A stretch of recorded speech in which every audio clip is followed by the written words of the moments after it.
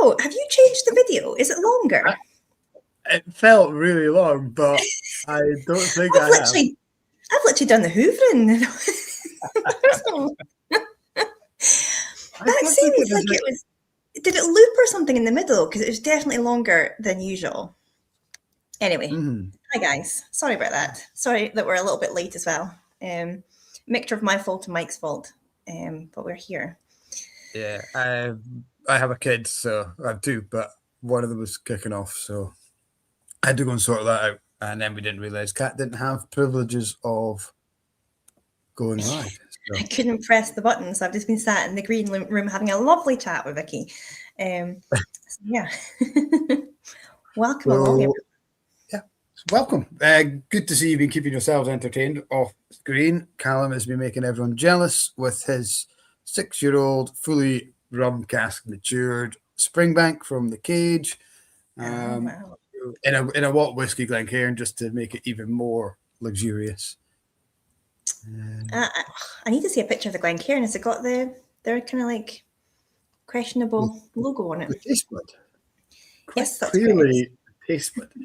Yes. When's the Blether Glencairns happening? That's what I want to know. When's the Glencairn Blether? Oh, that would be a good one, wouldn't it? Yeah, well, I meant our Glencairns, but we do need to get Glencairn on. Right, yeah. On my list of people to track down, but I don't know if I stalk anybody on Instagram from Glencairn. I might look into that later, actually.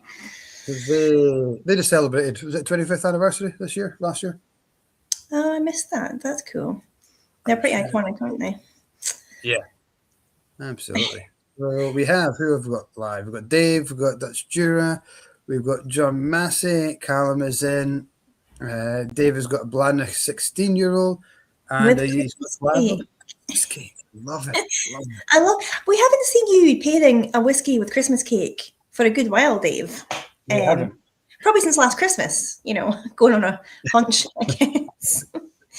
About that time. I remember last year I'm sure he was eating Christmas cake in like July last year. I think it did last a good while. You get your money's worth. Is it homemade? I make mine with Guinness. I make a bloody good Christmas cake.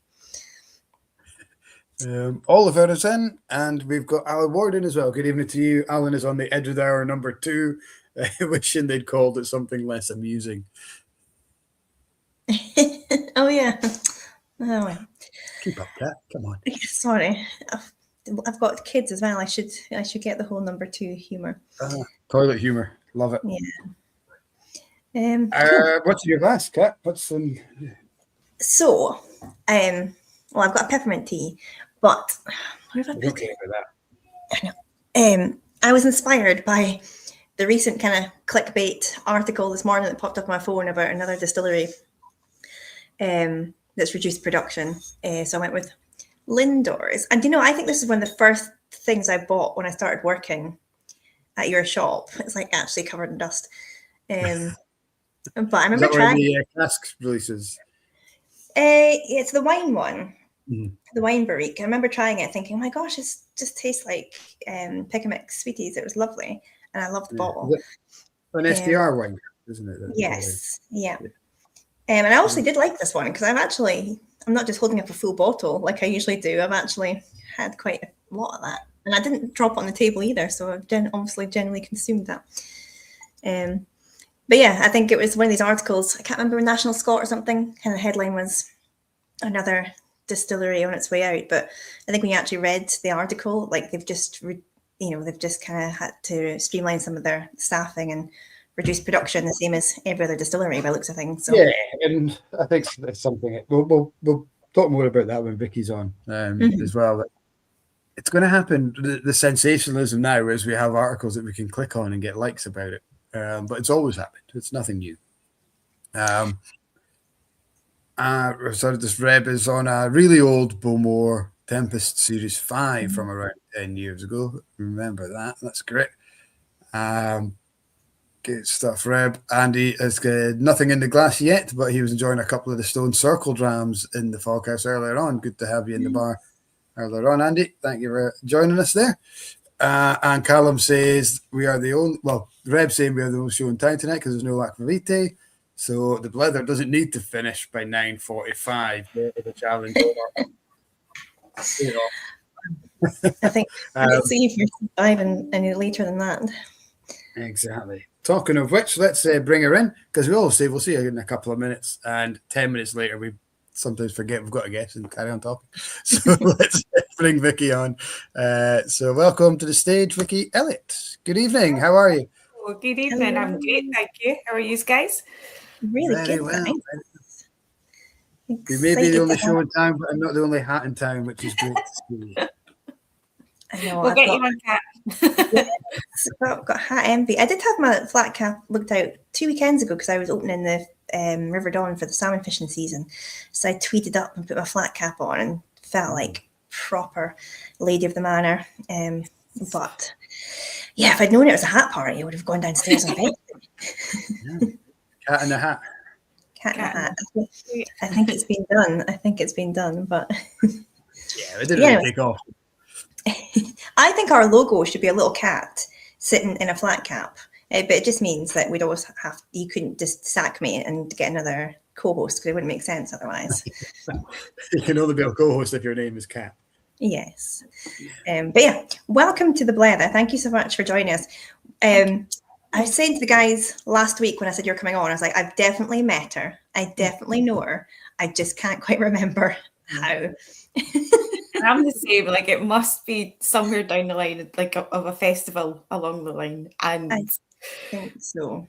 Randomly, like cracking up a conversation as well, because we've definitely met somewhere, but I can't pin it down. No, I've narrowed it down to either a travel trade festival that was up in Aberdeen, Visit Scotland Connect. I don't know if you ever attended that. No. So it's not that one. So I think it's Fife Whisky Festival last year. Did you go to that? No, do you know what? Not last year. No, but that's one of our favourites, and we couldn't go last year because it was round about this time, and it was Isla's, my niece's birthday as well. And then this year we missed out on it, and I know it's this weekend, isn't it?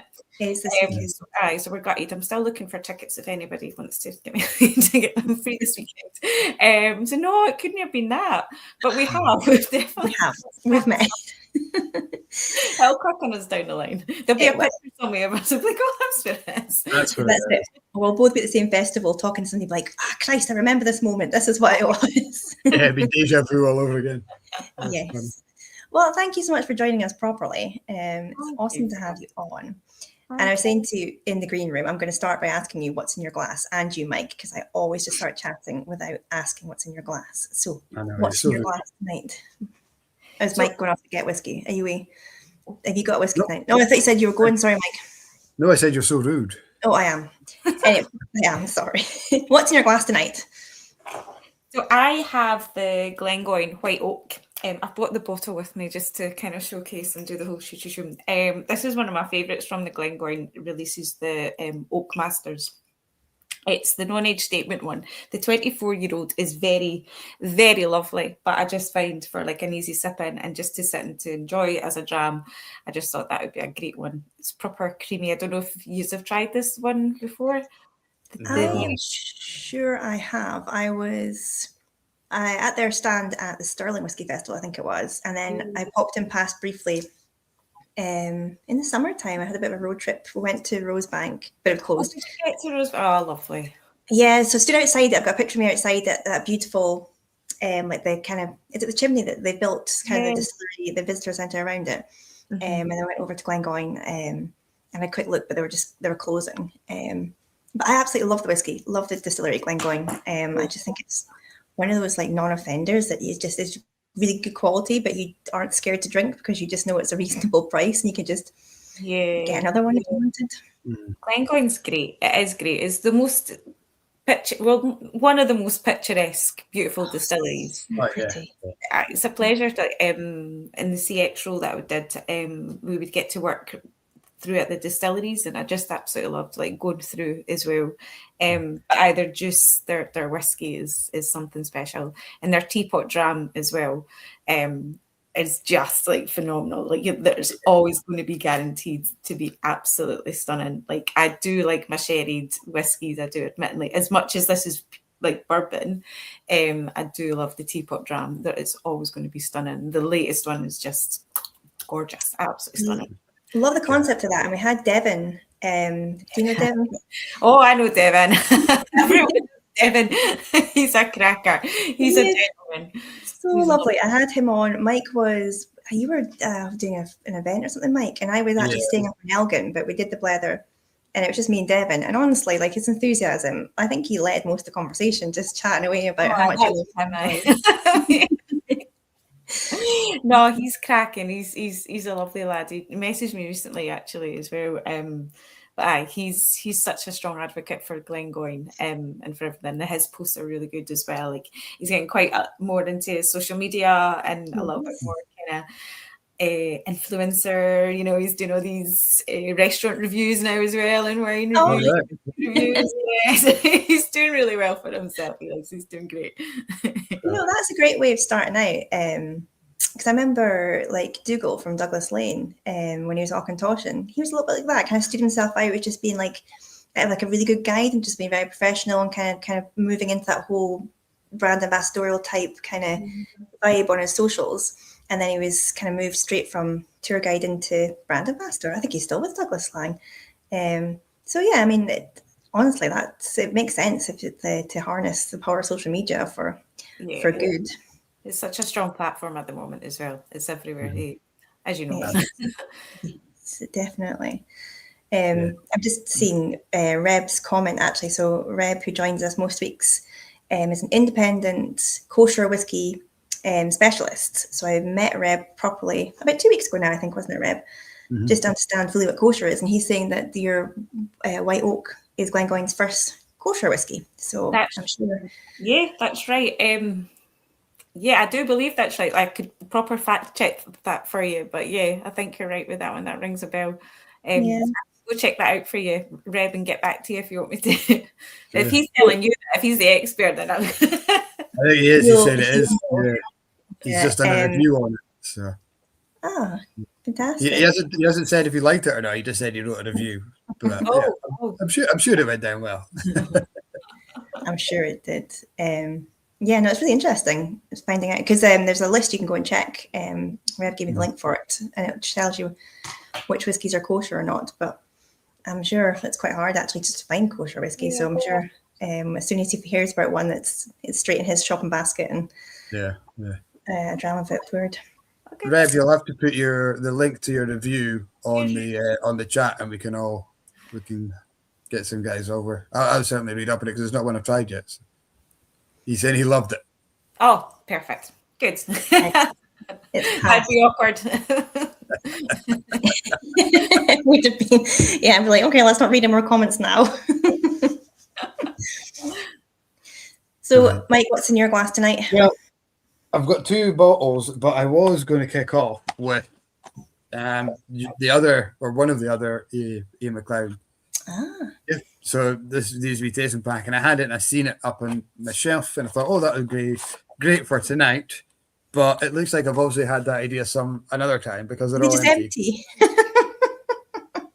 Little empty miniatures, and I put the back on my shelf.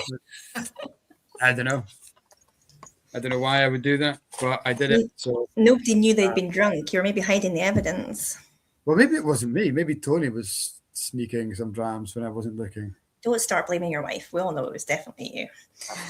She doesn't watch the Blether, so I can blame her anyway. Yeah, but you know I'm going to claim. You are, yeah. So I brought down a couple of bottles because I like to do a bit of a mix. Unfortunately, nothing on brand, Vikki, but I have got a 2006 single cask from the Glenallachie, PX Hoggy, and 14-year-old. So that is what I'm going to enjoy first and foremost. These are 2 that I had looked at last week for Alice, and then the other one I'll be drinking tonight is the Turntable Bittersweet Symphony, which is the kind of more sherry-led, using Billy's influence on Turntable. So yeah, that's what I'll be enjoying tonight. As you can see, I've already enjoyed some of it before. Yes, you 2 have that in common. You like your sherry forward whiskies. Do. I'm very much into my sherry. We've been to Jerez 4 times. Jerez, I must say Jerez or Jerez.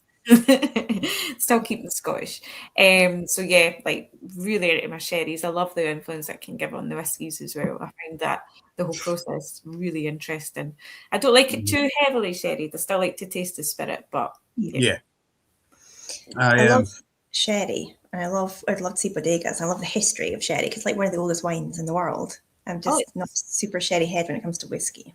It's fascinating. It's really fascinating. But I was saying to Lee, my boyfriend, I was like, I can't get into another spirit because this is expensive as it is. Like, I was like, I'm now going down this massive rabbit hole of sherry, and I'll go to like specialist shops and buy these sherries, which granted they're not as expensive as a lot of the whiskey, but they can. It still adds up. It can be. You can, if you're looking at some of the older stuff, it's the really high end sherry. It's like anything, really, isn't it? It's you get what you pay for. If you're willing to pay for quality, then you have to pay for. I always regarded myself as a sherry slut. But I was talking. We're doing a tasting in Glenmurray at the weekend, and their 21-year-old Portwood, and I love Portwood, and so I coined myself as a port prostitute last week, and it just. Do you know when you say things and the alliterations there, and it just came out, and I'm just like, I don't know if that works quite as well as a sherry slut, but it's out there now. So I do love a port cask as well. Yeah. Bourbon bee. A bourbon. Bourbon. A white oak wanker, maybe. Potentially, yeah. Bourbon babe. Bourbon babe's nice. That's nice. Yeah, it's a little bit more pre-watershed, isn't it? Yeah, no, you've just dissolved us into like sort of chaos like half an hour in. It wasn't even me that started with that sort of chat. It was you this time. I'm completely in it. Everybody at home, mark that. We're 55 minutes in. No, we're not, because we started at 5:30. 25 minutes in, and Mike ruined the chat.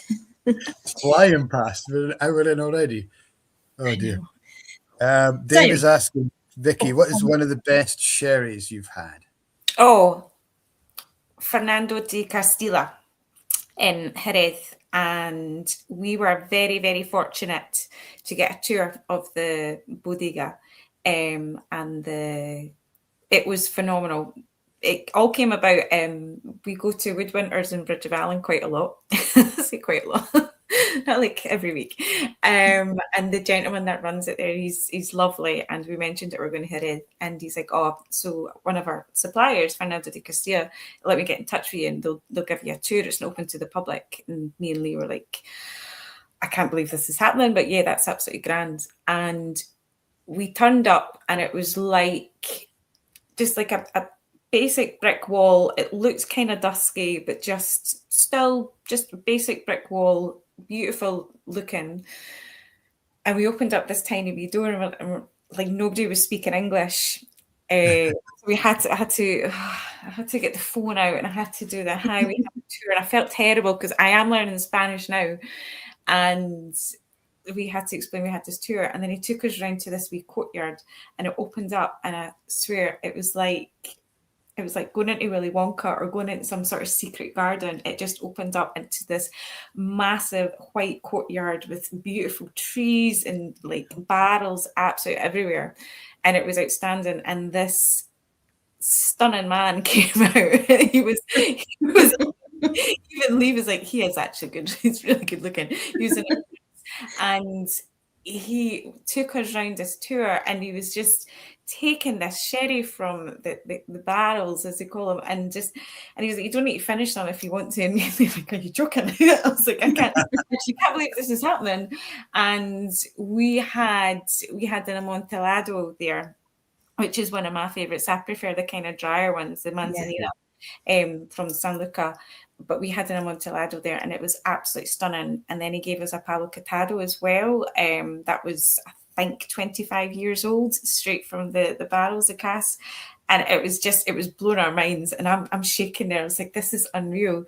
And he even gave us a really old brandy. Now, I'm not a brandy drinker. Admittedly, I do not know, like, I didn't know a lot about brandy at all. And this thing was like liquid gold. It was outstanding. He took us round and then he sat us down. He's like, so our hospitality is here for, you know, we've got a little bit of like food for you guys, and we'll get a little bit more tasting as well. So they treated us to food. And then so I'm saying to Lee, I was like, okay, this is going to be expensive, but just, you know, just pay it and just give him tips, give him etc. But they took no money for it at all. He was like, no, don't be daft. We're just happy to show you around. So the whole experience was it was outstanding. It was amazing. So if you're looking out for a sherry to buy, you can get it over here in Scotland or in specialist retailer.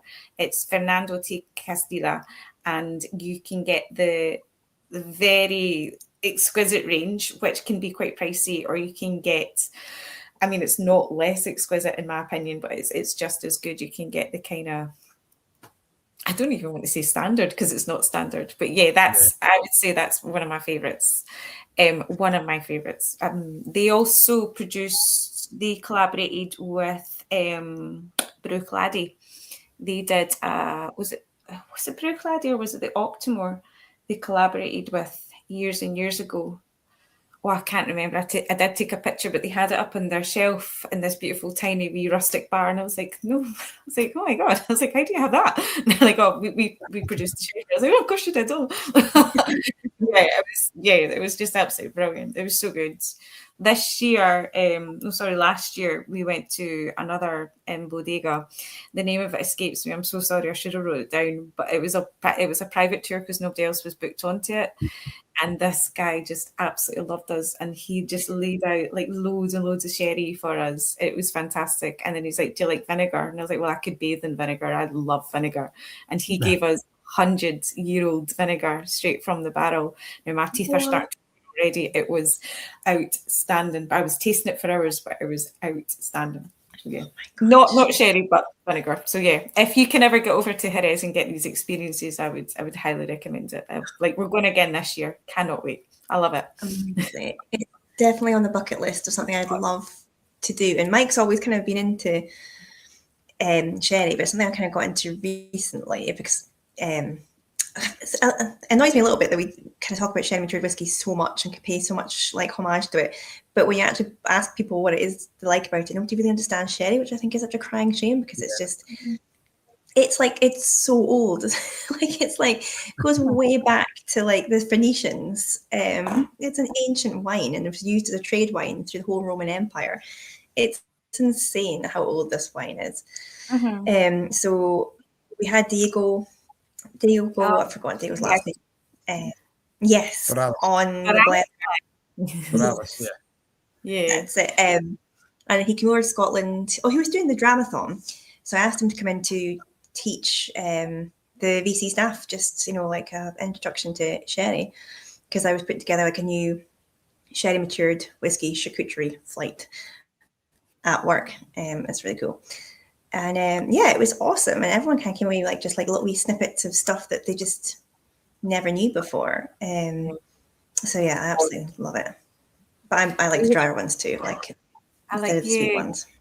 I love a palo cortado. I love like that or the amontillado. But when we went there, we did the whole sort of sherry triangle. So we went to San Luca de Barrameda, if I'm pronouncing it right, and that was brilliant as well. Okay, just need to go. You can take my word for it. We went to Atkinson with Diego as well. That's how I met him. So it was actually when we were up in the Highlander. We stayed at the Highlander quite a lot up in Speyside. And was it around? It was around the Jonathan time. So I don't know if it could have been the same time that he was there, the same year. And we had a tasting there. And we also had a tasting of Ishiru. So Ishiru was there from Ishiru's Mall. Akatako, I can't remember his surname. I do apologise. I feel absolutely terrible. So we met him, and he took us round a tasting as well, and it was brilliant. And they were all running the dramathon as a relay, like Tatsuya and people from Ishiru. Yeah, it was brilliant. Elliot has the mightiest calves I've ever seen. Like, he's got a fair set of pins on him. That guy must do some squats. But I can imagine him taking off like a blooming ferret up a drain pipe in a race.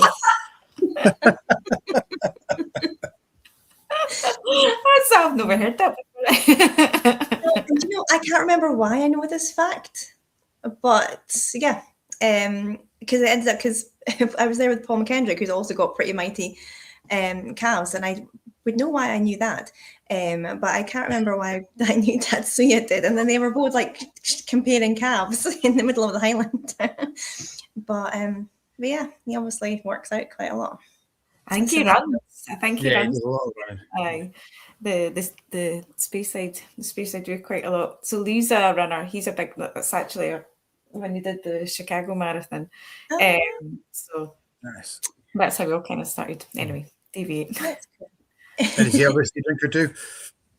Yes, he is a whiskey drinker. He's a whiskey monster, yeah. He kind of got me a little bit more into the whiskey. When we first started to date, I wasn't really drinking that. I mean, this is going back years. And he had a Cragganmore. And he says, "Do you want a dram?" And I just remember trying to act like really cool. And I'm like, "Oh, but of course I'll have a whiskey. I can handle whiskey." And drinking a beer or something. And it was lovely. I really enjoyed it. And I think I've told the story like a couple of times, but that it just went from there. It's like I genuinely really enjoyed that. The next time we went out, I ordered a whiskey, and then it just went from there. So yeah, that's where it all started. So but yeah, like the two of us we'll go to festivals, we'll go to tastings, as many as we can get. Like I'm going to one just by myself next Friday, but he'd normally come with me. But we're just as daft as each other, which I don't know if it's good or bad thing.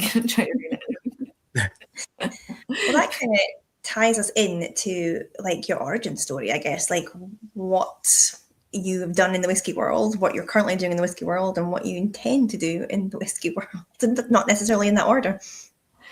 Well, I would say that's where it kind of started. Like you're just enjoying it just as a drink, like you'd go out, and then it kind of went from just picking a dram to, as like, I want to explore a little bit more. Let's try a flight. And then that used to be like a wee bit of a hobby of us. Like, let's go through to town, which is Edinburgh for us. We're really lucky. So Edinburgh is like about 50 minutes on the train, and we're right beside the train station. And we'd just go to a bar, or we'd find a whiskey bar and check the flights. And I would start writing it down, and it just kind of went from there. And I started reading about it. I started the podcast, Whiskey Cast podcast, with Mark Gillespie. I started listening to that like years and years ago. And then we'd go to the first festival that we ever went to was the Glasgow one at SWG3, and that put me off whiskey for a wee while, if I'm being perfectly honest, because it was absolutely it was carnage, and I was getting elbowed about as a wee woman. I'm quite small, and I was like, oh man, this is just it's put me off the culture. But then we went to Clackmannanshire one, which is fantastic. Big shout out to Serena and Graham. Like they're just, I don't know if you know them, they're absolutely they're such a power couple. They're amazing. And I loved it. You got a chance to speak to people properly. You got a chance to listen. You got a chance to learn as well. And it wasn't about just sitting there getting sucked up. It was about people telling you like, this is what we've done with this one, this is what we've done this one, this is what we've done with this one, and like, tell me what you think. Can we compare it to that one? And yeah, I remember being like, this is what the whiskey experience should be like. Well, for me personally, this is what I like from it. I like learning.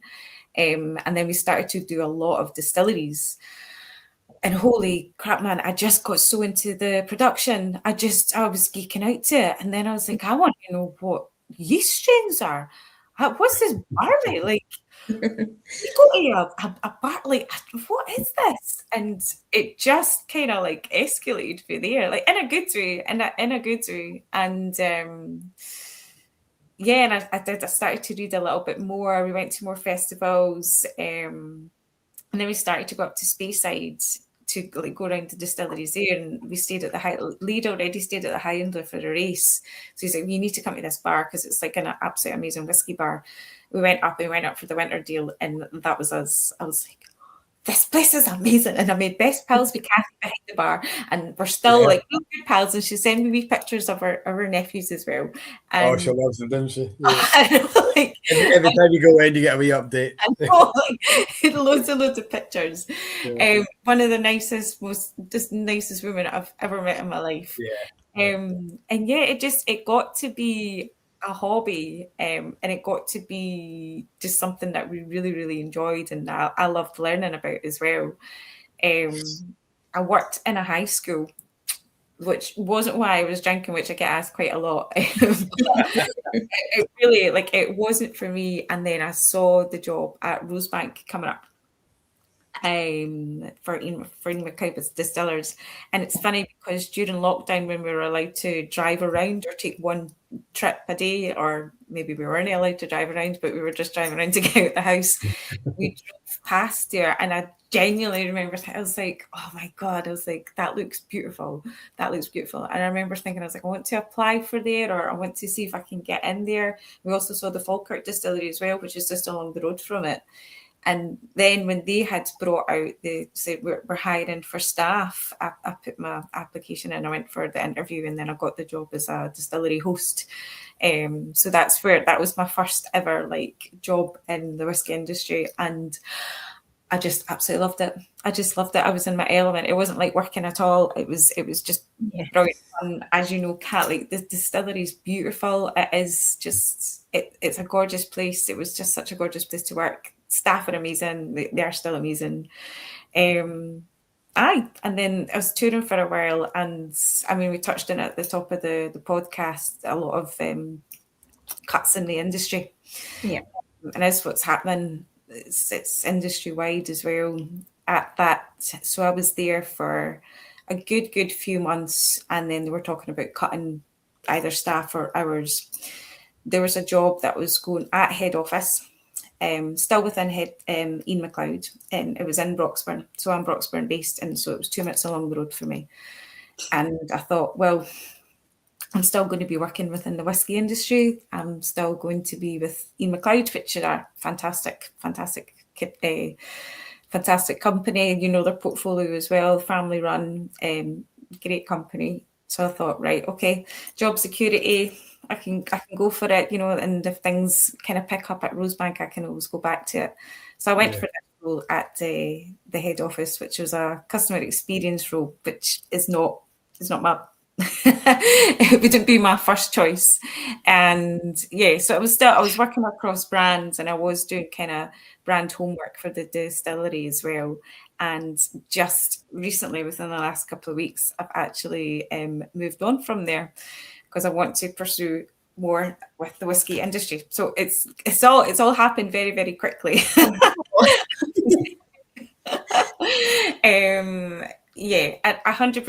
If I could, I would go back to Rosebank if they are taking on seasonal staff. I know they're not at the moment, but the role that I was at, I wasn't able to be as involved in the whiskey industry as much as I want to be. It's such a strong passion for me. I hope that's coming up across.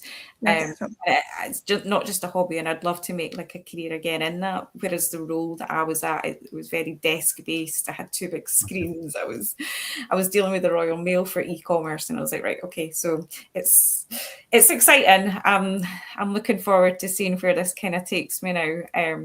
So at the moment, I'm just doing it's only been a week, but I'm chilling out a wee bit, and I also do fitness instructing. So I'm self-employed, so I've got that at the moment until I'm feet and progress a little bit more. So that is my story. Wow. So I didn't know the newest part of your story, but obviously not, because it's only just a week in the making. But in between all that, I've seen you co-hosting Whisky Stories podcast as well, with Ross and the team too. Yeah, the boys are lovely. They're really lovely. They just asked me along. Goodness, that was years ago, and they asked me along because I just started at Rosebank, and that's right, I was quite fresh in there. So I just wanted I remember sitting there nervous as anything, just talking about Rosebank and warm tub condensers, which, you know, like really fascinate me as well, and triple distillation, and you need to come along, you need to come along. So yeah, and then they invited me back on like a couple of times, and the tasting that I'm going to next week, they're hosting it, so the record these. So I'm not a co-host as such. I would just say I was kind of like a guest appearance, a couple of guest appearances. Yeah. Oh, the Whiskey Fringe one. Did you see that? I did, yes. Oh my God. Oh, so we were there on the Saturday. Me and Lee were there on the Saturday, and I wasn't very well. And and then like they said, like, do you want to come along and help us on Sunday to do the film? And I was like, of course, no problem. And I was like, I was so hungover and so unwell. Oh, no. They still filmed me, and I was mortified. Every now and again, I got a cringe flashback to it. Gosh, I love their podcast. I love their kind of like just kind of conversational kind of, and then they all just get so animated and they all just start talking over each other, and it's just it's really good fun though. And they're all kind of sitting in it's like the basement of the Diggers Bar, isn't it? I've not been down yet. It looks nice and dark and dungeony. Yeah.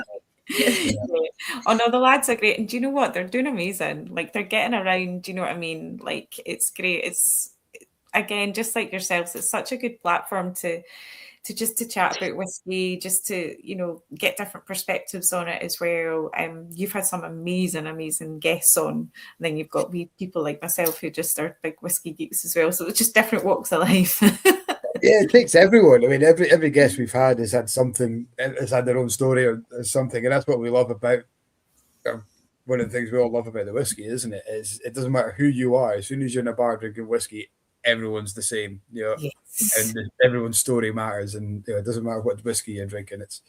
It's just such a cool way of looking at it. Do you know what I like as well, though? The whiskey industry, you've got your obvious roles. You've got your master blenders, you've got your brand ambassadors. But the whiskey industry, the tendrils kind of reach out so far into different careers and platforms, whether it's podcast host, whether it's influencers, whether it's people in marketing, whether it, you know, it just keeps going and keeps going. The authors and things. Yeah, like guys like Mordecai, you know, would be great to get on as a guest as well, just talking. Yeah, there's so many different aspects to it. So we're always just trying to get as many people on, because a lot of people who watch kind of look from the outside in, kind of wanting to get into the industry as well. And so it's just that awareness of, like, you know, you don't need to be a whiskey expert or have experience distilling. Like, you know, you could get into the whiskey industry from so many different avenues, and a lot of times because of passion, like yourself, you know. And your story reminds me of Justine Hazelhurst a little bit. She worked in a school and absolutely hated it. And her passion for whiskey is, you know, it just oozes off of her. Her knowledge is insane. But she's so self-deprecating as well. You know, she wouldn't, like, you know, she would agree to any of that that I've just said. But yeah, so you just never know. Sorry. No, I was going to say, you just never know. You just keep trying, like knocking those doors. You keep returning to those festivals. You keep showing your enthusiasm. There is usually a way in somewhere or another. You just go kind of. Of course, yeah, of course. I was going to say, have you seen her wee videos going around the graveyards? So I absolutely love her graveyard. It cracks me up. I'm like, this is amazing. I actually messaged her the other day because I was, what was I doing? Oh, I was doing some filming for a Japanese TV show. And honestly, you talking about being mortified about being hungover, I've just read back the transcribe from what I said to this Japanese film crew.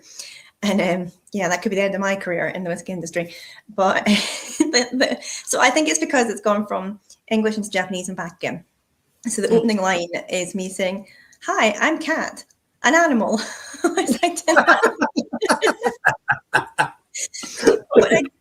Do you remember saying that? Because, like, they were trying to get my name properly, because Japanese people are just so beautifully respectful and polite, and they wanted to make sure they were pronouncing my name properly. I was like, yeah, no, you're getting it right, Cat. I went, you know, like the animal, meow. So I think they've genuinely just clipped that up, and that's going to be like me on this TV show. But yeah, I messaged I was just thinking about, because they were doing some filming in Glasgow, because obviously the teacher's family where like the offices were based down in Glasgow at St. Enoch Square. And I suddenly got thinking, I wonder where their graves are, because Paul McKendrick, who knows me, took me on a date to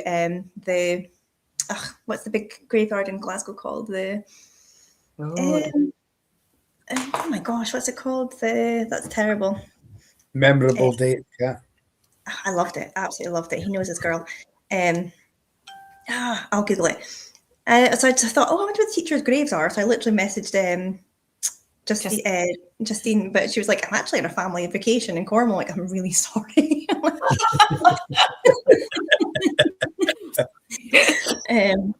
I know she'll know the answer.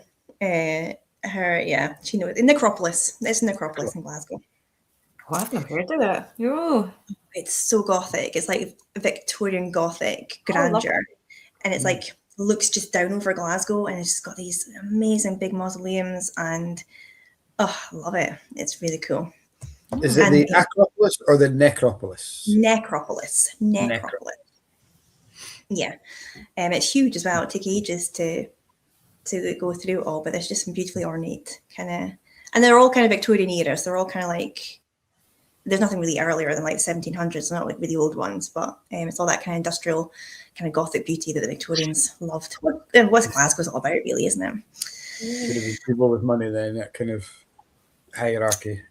Exactly, sort of factory owners and business owners and stuff. That sort of new kind of upper class, middle class kind of vibe out of industrial revolution. But Parts of Batman was filmed there, apparently. Really? Ooh. Yeah. Let me go.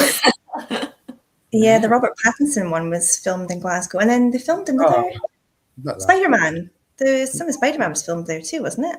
I think. I don't know.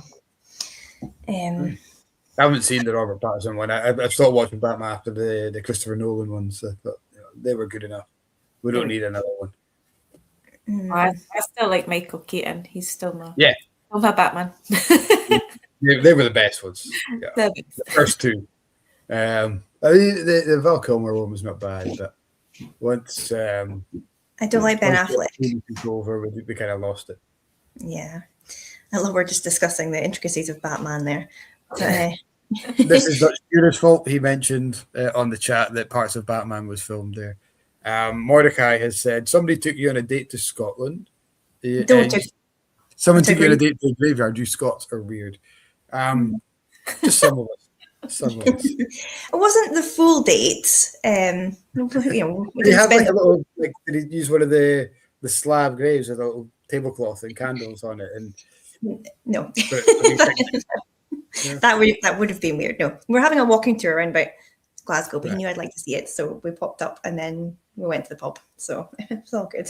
You didn't say he took you on a date to the graveyard, which I can see why everything that was weird. That was the main purpose. It was the main purpose of the day because he knew I'd wanted to see it. But we did other things. We didn't spend the whole day there. But anyway, Justine, she loves a graveyard.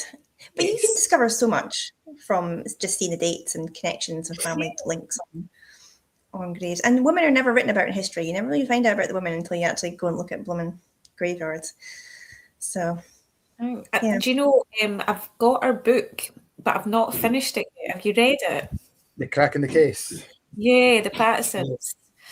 I've not finished it yet. It's one of those, do you know, because I was so busy like recently, I think I must have got like just a couple of chapters in and I've yet to finish it. So you've reminded me. So now I've got like a wee free week. Next week I'm going to catch up with my reading, definitely. Yeah. And I've finished. I got them Dave Broom, the World Atlas. That was obviously ages ago, which is beautiful. It's absolutely stunning. But again, I've not yet finished that. So it's things like that I'm going to catch up with next week. I'm so looking forward to it. Awesome. Yes, the book's really good. I've read about 90% of it. I just need to finish the last few. Right. Okay. Interesting. It's not like there's going to be a big twist at the end. It would.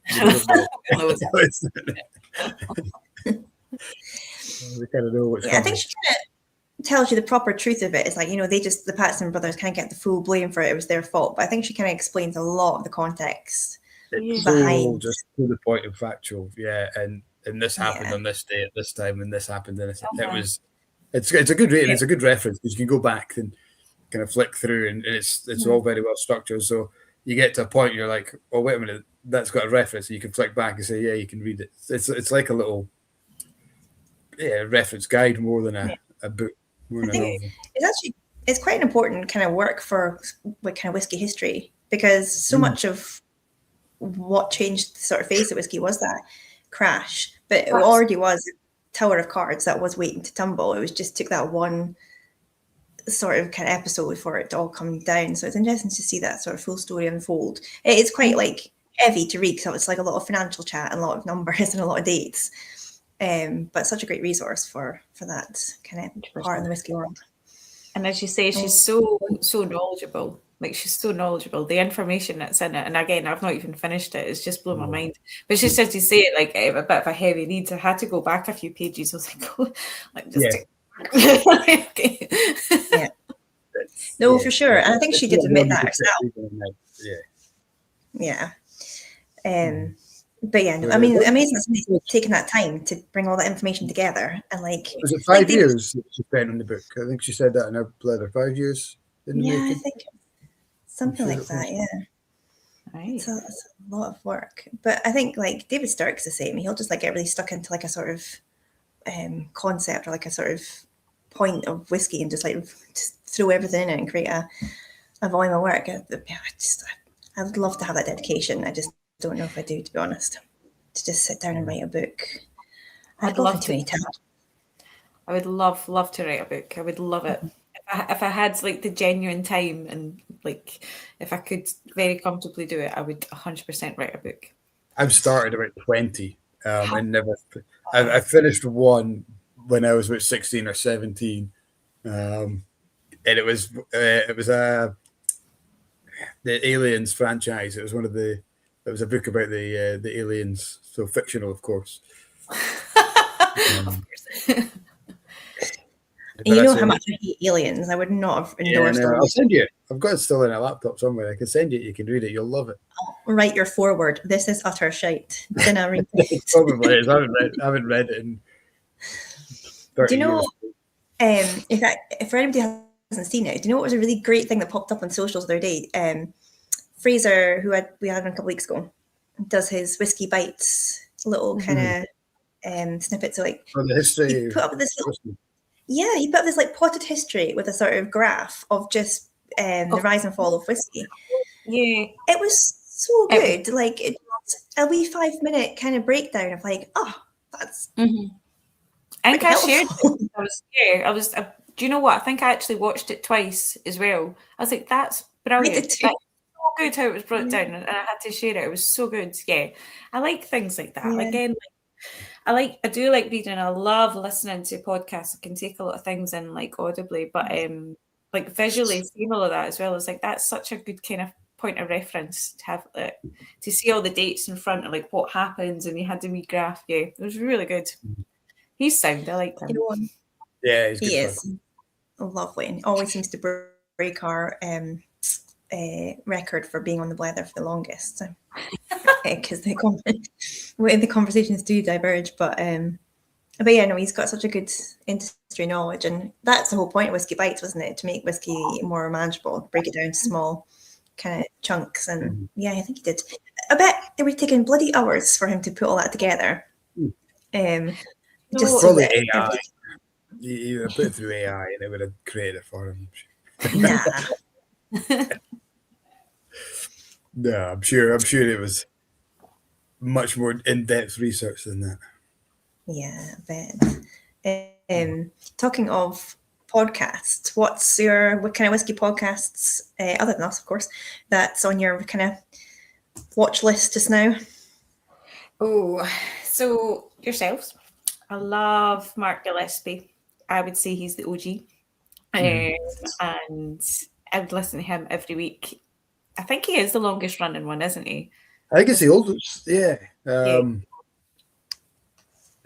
was when I started listening to when, in the shop during lockdown when, people weren't coming into the shop, we weren't allowed them in, but we were open and we were doing like click and collect kind of things. And that was always in the background so I think that's been going, well, it's at least 6 years anyway, but probably longer than that.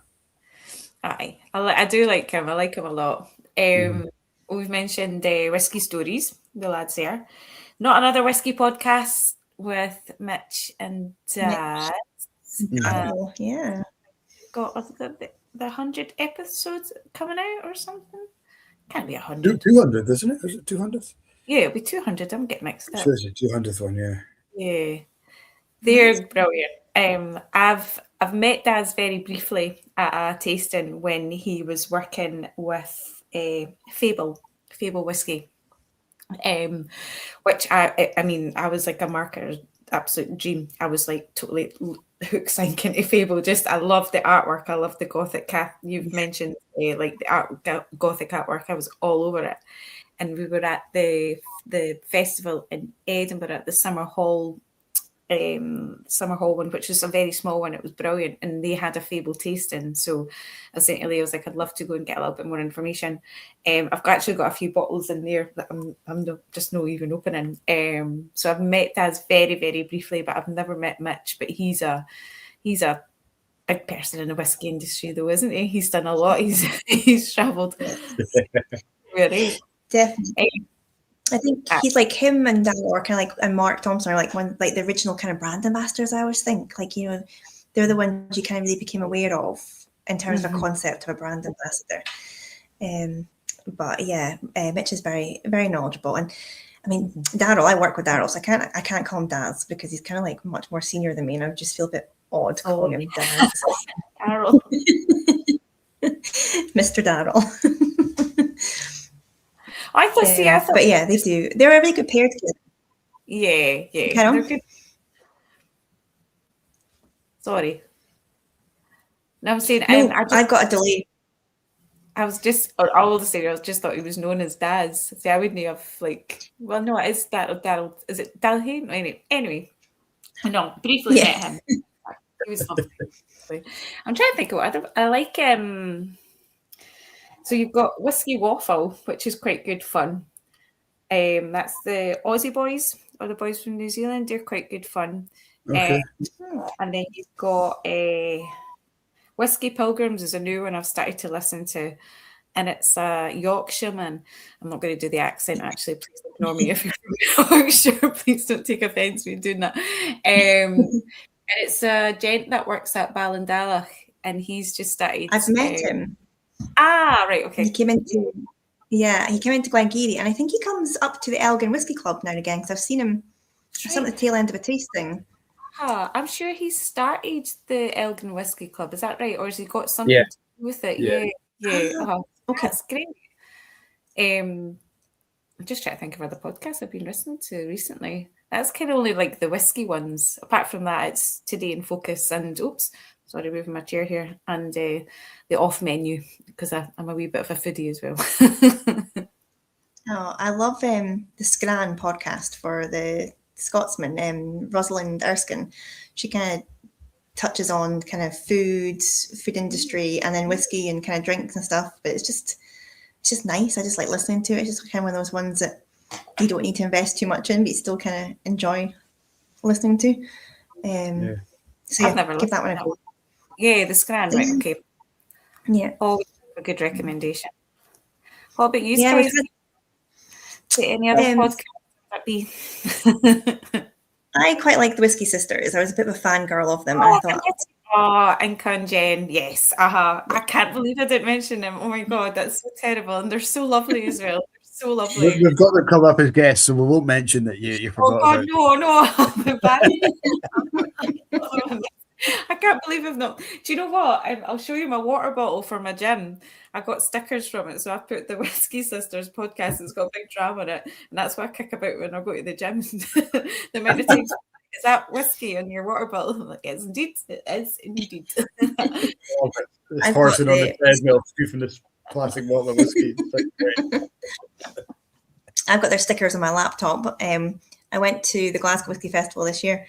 And they were right at the end of the room, and Paul's like, right, you know, it's going to be busy. we've got to get around a lot of tables. We'll formulate a plan. I was like, woo, and just kind of ran off. Like it's the Whisky Sisters. We were like that at the Leith one, weren't we? It was like on the train down. We're like, right, we're not met these guys. We haven't spoken to these. We're going to do this. Like, ticked all the must go tos. As soon as we walk in, we met Gregor from Dramore. Yes. And Woody and Megan. It's just like, well, there goes that plan. And Mike Billet as well. Mike Billet, yeah. And then the whole plan just kind of went to shite, and we didn't even get halfway around the festival. What one was that? The Leith, the Independent Spirits. Oh, do you know, like, I'm gutted I didn't go to that when we were on holiday. And it just sounded absolutely amazing. Like, I love independent bottlers, especially like down in Edinburgh, like that kind of scene, like Fragrant Drops, like Rachel. Yeah. Like Rachel's great, isn't she? Oh my god, just I love her. Like, she's absolutely fabulous. She's amazing. It's like, obviously George as well, but just brilliant. Lovely couple. Like great produce as well. I remember they brought out now this is going back, it's testing my memory, but I'm pretty sure it was a Linkwood in a tequila finish. Yeah. Was that the one that had the eagle? Yeah. On it. Oh my goodness, it was. That wasn't an eagle, but it looked like an eagle. It's a mythical. It was stunning, absolutely stunning, and it's one of those ones that will stay with you. But also, speaking of like the design, like their bottle design, their graphics on it, and I know Rachel's got part of that with that as well. Like, and they'll all mean something. They've all got like these like meanings as well, like behind it.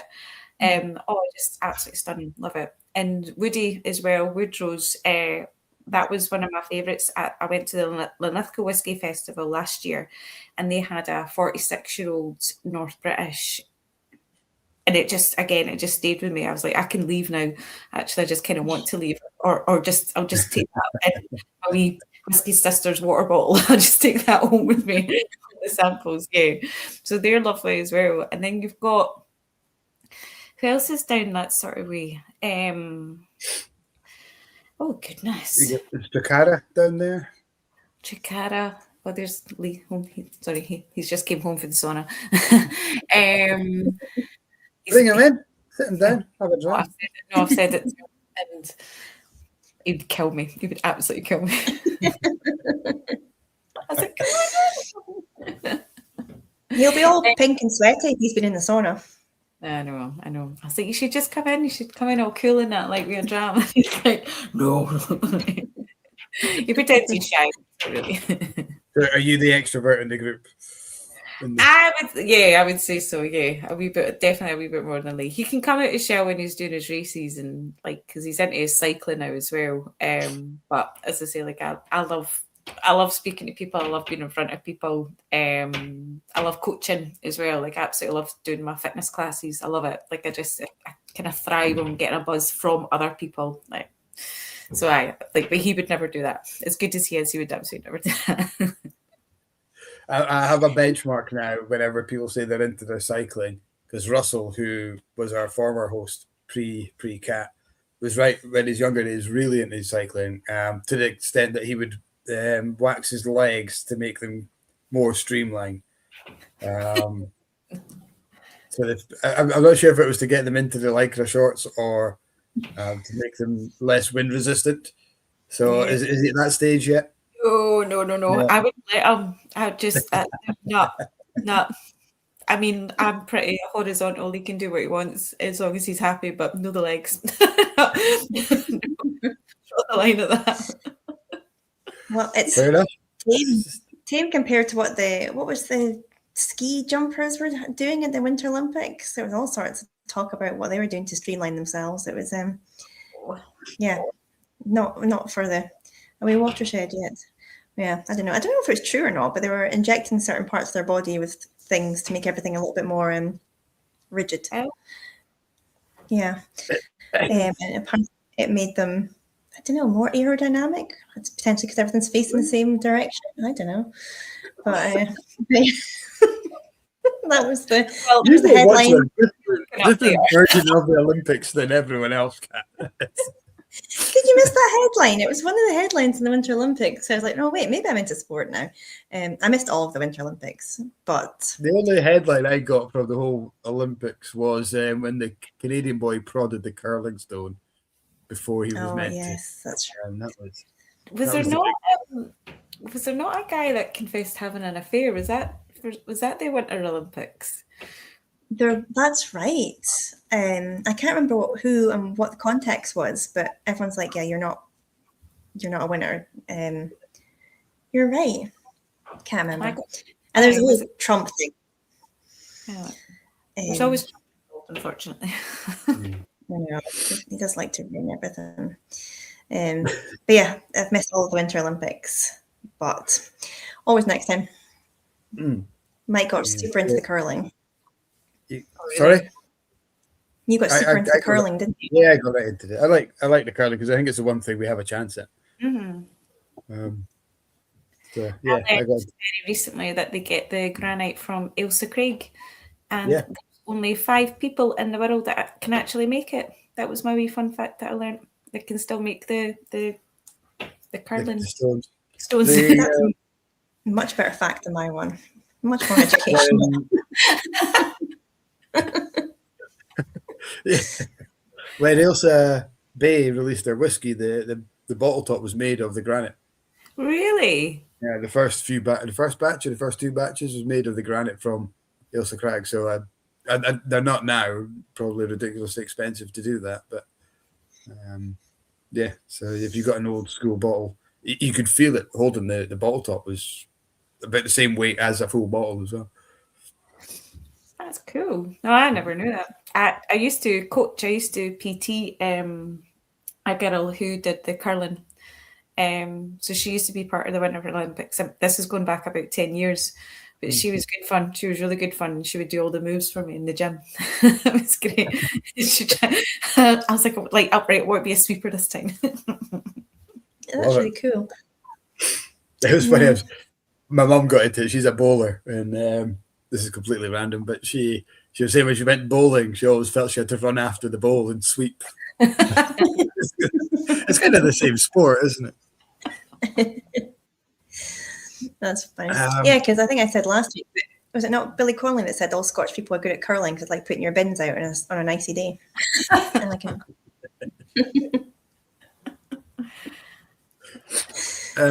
Callum was saying, just talking on the Whisky podcast, great point. Anyone at home watching some of the podcasts that we haven't mentioned, please feel free to recommend. Honest to a Malt with Mike and Duncan is one that's an interesting listen. I've listened to that one a good few times. You're quite good. Is it Two Poods they call each other or something like that? Mike Two Poods or something.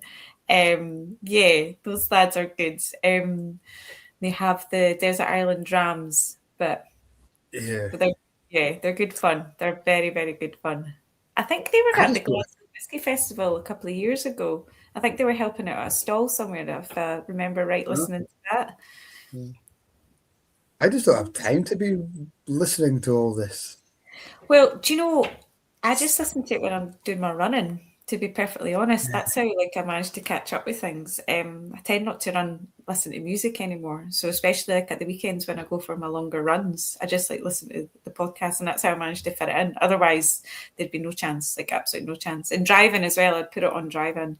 As much as I love, I do love listening to my music, and I need my music for my training, but in the gym. But no, podcast would be for my running. Yeah. Not that I run loads, but I'm not taking up running just so I can listen to a podcast. It's time consuming, though. It is because you could put it on first thing.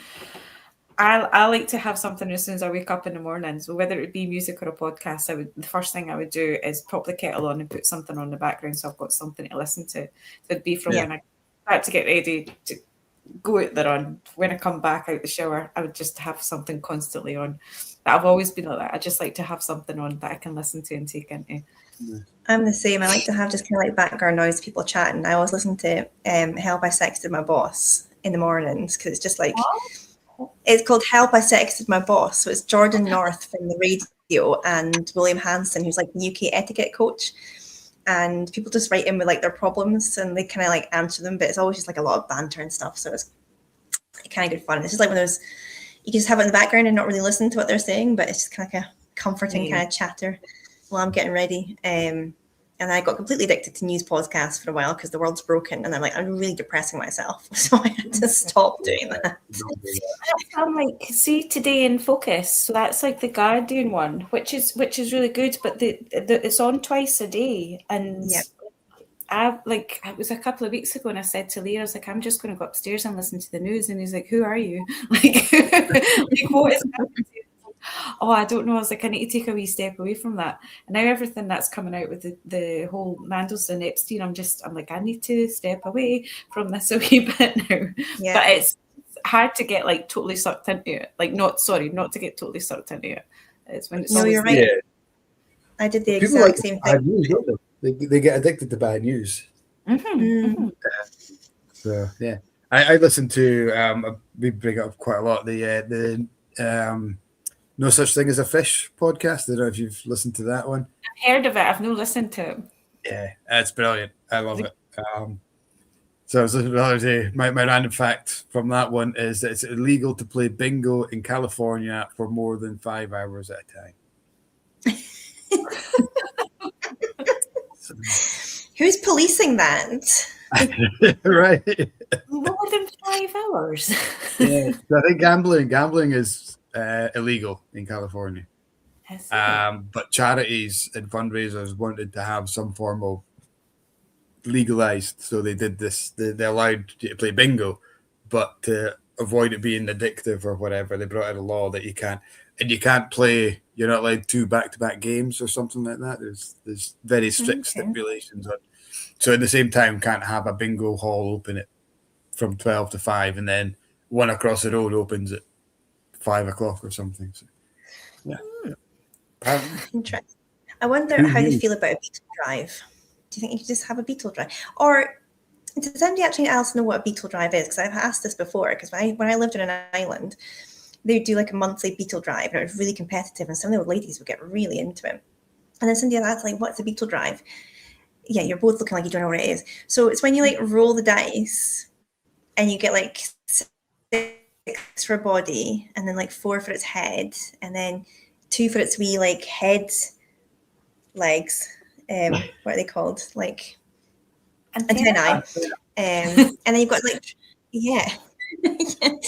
and then you've got to like keep making a beetle, and the person that gets the beetle first wins. And I thought everybody played this, and I don't know if it was just this wee island that I lived on, but I thought I remember playing it at primary school. But it's you have to make a beetle, and then you win a prize.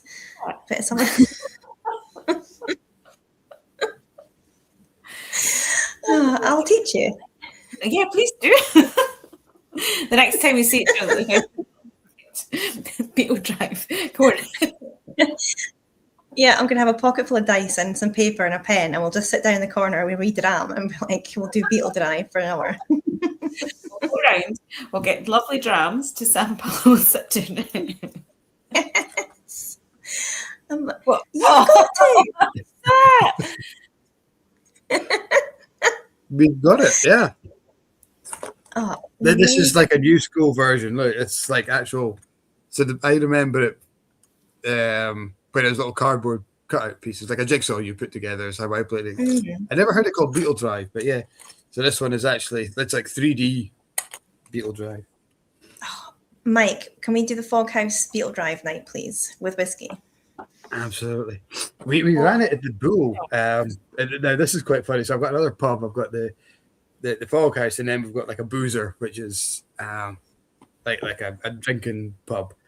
And then a couple of regulars came in, and it was either a Saturday or Sunday. We're talking about, or staff were talking about this Beetle game. We never called it a Beetle Drive, but this Beetle game.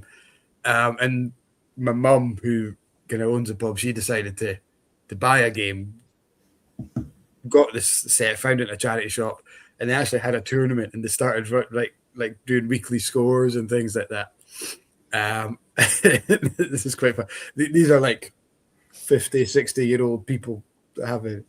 One of them, when the others weren't looking, decided to amend the scores and have a wee not cheating, but just have a little bit of fun with it. Oh my God, the fallout. They haven't played since. It was about a year ago, and they fell out, and it's like, oh my God, this is like when you're saying these little old ladies take it really seriously. That was crazy. Oh, they did. It was big sport. And I remember anything to do with like a raffle was big news as well. And I remember there was always like I think it was the Christmas fair. So we had this thing called the social committee. So every all the sort of the parents and some of the older residents would organise events throughout the year. So Halloween, Christmas, we used to gift all the old people Christmas presents on the island. Sports Day was a big thing, so the whole community would turn out for it. And I think at Christmas time, there was like a big raffle for a hamper, and everyone donated towards this hamper. So it was quite this big hamper. And this little old lady, I can't remember her name, but she was so lovely. She won the hamper, and this old guy was so outraged. He was like, she won't live long enough to use half of those tins in there. Like, they are brutal. Absolutely brutal. So yes, quite a lot of competition when it came to a raffle or a beetle drive. So we've got all that to look forward to in our dotage. Well, if you are having one, I am 100% there. I love that. Me, you, and a beetle drive date. It's going in the diary. That would be amazing. I love it. We've created something new already. The Whisky beetle drive. It's going to take off. It's going to go wild. Just you wait. And I heard about your whiskey pen pal thing you wanted to start at the start of the podcast. That's right. I knew there was something that I was trying to remember. Yes. We decided because I was having technical issues, and Vikki was saying that she has the same sort of technical dramas that I do, that everything would be better if we went back to pen. And we thought, well, that's it. We could just do like a little whiskey pen friend club and just write letters to each other with whiskey recommendations. I think that would be lovely. I think the beetle drive game might take a long time if you have to open a letter to say, oh, I rolled a 6. My turn. I'll write your letter back. The longest game ever. I'm also still thinking about your Guinness Christmas cake. You'll need to give me the recipe for that. I've never heard of that. Oh, I will. I'll share it with you. It's honestly so good because like it's all really malty and rich and so yum. I've been making it for years, and you just soak your fruit the same way you would do if you're using sherry or whatever. But I love it, and you could use it for just like normal fruit cake. It doesn't need to be Christmas cake, but sounds lovely. We went to Belfast on Boxing Day, right after Christmas, and we've tasted some of I would say the best Guinness we've ever had in our life, more so than Dublin. And I do apologise if I'm offending anybody. I know some people are very particular with their Guinness, but it was absolutely outstanding. It was so good. When we were there, we actually went to the Titanic Distillery, which was fascinating. It's been made within an old pump house at the Titanic Yard. Really good liquid, and they make their own vodka as well. Not much of a vodka drinker, but it was very nice, quite sweet. It was very nice. And then we went to McConnell's as well, which was in Cromley Prison. So that was really fascinating as well. So if you're going to the Belfast, I would highly recommend those places. And then get Guinness from, where was the best place? Oh, the Crown Bar. You can't beat it. Absolutely can't beat it. Oh, that's awesome. I've never done Northern Ireland. I've done Dublin and Temple Bar. I think I was 18 or 19 when we did that. But just Ireland's lovely. So lovely. I do love a Guinness. You can't beat a Guinness.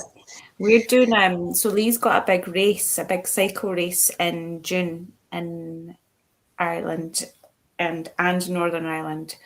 So we're going to go over for 2 weeks, and we're going to do a big tour. So while he's doing his cycle, I'm going to drive around and do all the distilleries. It's fair. I know. So I know very little about Irish whiskey, and I'd love to know more, especially just after being back from Belfast as well. We went to an amazing shop down one of the main streets, and we got chatting to a guy, and the passion for it, and just the way of distilling as well, and just their different influences as well. So I was like, look, I'm really naive to this, but I'd love to learn more. So while he's like cycling for almost 2 weeks, like probably going through pure hell, I'm like driving around, going to the distilleries. So yeah, I'm made up. I'm looking forward to it. That's awesome. If you go to Kilbeggan, that's R1. I think it's Kilbeggan, one, right. yeah. I think it's one of the oldest whiskies in Ireland, but they've got a museum as well. Oh, so right, yeah, okay. and a beautiful water wheel. So go in and say hello to the team at Kilbeggan. I've never been over, but I'm sure they'll look after you well. Oh no, definitely. Thank you. I will do. I'm trying to get as many as I can, and again, just from the production side, as I mentioned, like I love like learn about different production styles as well. Super excited that Inchdearney are going to be opening like for visitors. I've been trying to get in there, like I've been emailing trying to get in. Like, can you please just let me in for a wee tour? Like I'm really small. Honestly, I didn't take up too much space. But talking about production, what they're doing with their different, they've got like a mash filter that's like the Willy Wonka, and Loch Lomond as well. I met Alan from Loch Lomond. He's the brand ambassador there. I was over in Copenhagen doing a whiskey event, and he was at the stall next to me. And my God, the two of us did not stop talking. Like we were the only Scots there, but it was absolutely brilliant. So he's very kindly invited us along to Loch Lomond, because I was like, I need to get into this distillery to see what you guys are doing. I was like, I need to see this like with more eyes. So I know he's just been in Germany just now, so hopefully I'll get there soon. Have you been to? No, I'd love to see it. I heard the Whisky Sisters do like a special about Loch Lomond Distillery. So I'd love to go and see it, because it's like a bit of a Willy Wonka, kind of a little bit of everything, isn't it? Got Lomond still. I'm sure they got Lomond stills and just absolutely everything. But they say that they open the doors and you're just totally like blown away with all the different production styles as well, and just what they're experimenting with. Fascinating. So That's cool. Really cool. I was lucky enough to see. Oh no, go on. On you go. I was going to say, I'll let you know when I'm going, and you can totally come along. I'll just say to Alan. Alan, by the way. Please, I'll bring the guys out here. There's 40 of us. That'd be awesome. We keep saying we're going to get the Blether on the road, but with Mike continuing to breed, it's kind of hard. We have stopped the breeding. You found out what was causing that and stopped. Last summer, I was lucky enough to get a wee look around Port Ellen Distillery, and it's so cool. A friend of mine I can't remember what her full job title is, but she's kind of like head of kind of visitor experiences, kind of like isn't it luxury kind of, yeah. Is it, I don't know where they're going for, but yeah, such a cool, because they're kind of doing some quirky kind of things for distillation as well, and it's just so beautiful inside. It looks it. Like I've only seen pictures, obviously. Yeah, no, it's cool when you get to have a wee sneak around in these places. There's so many I want to tick off as well, though. I've even done some of the basic ones, well, not basic, but like more common ones, like the ones on my doorstep. But you don't, when they're on your doorstep, you kind of wait until you're off on holiday or out adventuring. And but yeah, I need to get around a few more this year. That's one of my goals, is try and get around a few more distilleries this year. And what's on your list for must-see tick-off distillery this year, other than your Irish ones? Oh, so Glengarry. Well done, thank you. That's the answer I was looking for. I know, I can't believe we've not been there. I can't believe we rehearsed this, Vikki. We rehearsed it. You are welcome anytime. See, we've done quite a few. So again, I would love to. So Inchdearney, Loch Lomond. When we go back up to Speyside, I'd love to. We've not did Glendronach, which kind of need to tick off, I think. Aberlour. They've just had have they just reopened, or they've had a refurb? I can't quite remember. Think, are they not reopening at the festival, at Speyside Festival? Right, okay. So right, okay, so there. We've done quite a few in the Speyside. I'm trying to think of what's on my wish list now, because again I've done quite a few. I could always revisit a few. Like I loved Lindor's. I don't know if you've managed to get to Lindor's Distillery. Oh, I haven't done the tour, but I've been down to the centre. Yeah. Yeah, that's always one of my favourites. I just drove. I just went by myself, and I just had the time of my life. It was absolutely brilliant. Again, you don't need to take the drams at the end of the day. Like if you want to learn about the history and the burning, they've got like the burning bear up in the on the hill. Yeah. Just everything about it was fascinating. I think they've done such a good job. They could have, with that history of the story of Michael Jackson finding the Abbey and John Cornwall, they could have went Disneyland on that and said, "Oh, the home of whiskey" or whatever. But they've kept it really classy. They've kept it very rooted to the story of the monks and things like that. I think it's cool. Yeah. Lovely. In fact, do you know where I want to go? Is Ardnahoe. I'd love to see Ardnahoe. They're all coming out now. Ardnamurchan, definitely Ardnamurchan. I love what they're doing. Nickneen, definitely Ardnahoe. And I'll see if Paul can come. Paul Main, just for the crack. Because we've done Rassay. We did Rassay last year. That was brilliant while we were up in Skye. We went to Talisker, but we didn't do a tour. Just didn't really fancy it, to be perfectly honest. It was just a wee bit too busy. But Toravaig was closed when we were there. Unfortunately, that would have been quite good to go around. It's beautiful. It's great. Yeah. It's stunning. Like we drove there, we drove right up to the doors, but everything was all locked up. But maybe me, I jumped over the gate and tried to get into just to see a little bit more, just to get some pictures. Right. Yeah, places like that. But yeah, Ardnamurchan, Nickneen, Ardnahoe, definitely. That's enough to get on with. Yeah. So Ardnahoe, before they opened to the public, I'd gone over to Islay when I first joined the company with Mike's wife, because we used to work together at Glengeary. So we were sent over to Bemore and Lafroy, just kind of learn about our sister kind of sites, which was really cool. But we got onto the island and we thought, right, we're going to try and see every single distillery. So we drove up to Ardnahoe and it was just kind of getting dark. So it must be like dinner time. We're kind of creeping around, kind of peeking in the windows like yourself. And you know what, everyone on Islay knows everyone. So I work with a guy from Islay. So we're kind of creeping about and this guy comes out and he's like, "You right, girls, you want to just come in for a look?" He says, Michael says to put the kettle on, could you like a cup of tea? I'm like, for God's sake, we've literally only just got on the island.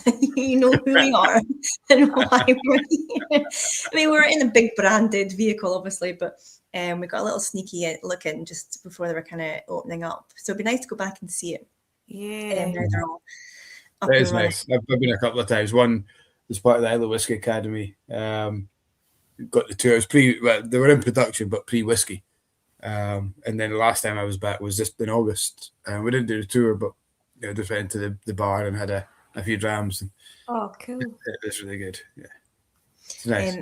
Reb's put up Tormore as his one he'd like to visit. I'm with you on that one, Reb. I'd love to see Tormore.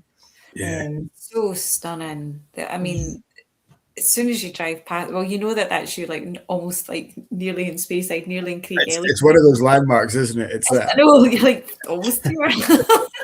And it's always been just so well kept with the wee bushes, the wee twirly bushes at the front. But yeah, definitely. Do you know, see at the Linlithgow festival, Whisky Festival, we got a Tormore Legacy 2005 from Elixir.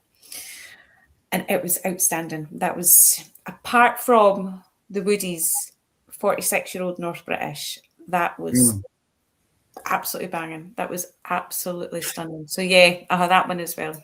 Definitely. Yeah. Tormore, I've been lucky enough to go through Tormore, and it's one word that kept coming up in the tour, and I think they've kind of enveloped it as their mantra, is it's unnecessarily beautiful. Everything. Even on the inside, when you walk in, you come in from the still house on the way out. It's not even the main entrance, and there's throne chairs, high back, wing back chairs and stuff, and really beautiful wood carvings, and it's who's that for? Because when you're still, there was no tourists, there was no visitors or anything. It's why have they put so much effort in? It was just great. That was just Victorian opulence, though, wasn't it? Because like you can pick out the parts in Glengarry that were Victorian. Because like next to our mill, we've just got this beautiful wrought iron spiral staircase that just goes up to the blooming bin that catches the stones. Like there was no need for them to do it like that. But Victorians just built everything A with purpose and to last, and B with beauty. You just don't really see that anymore.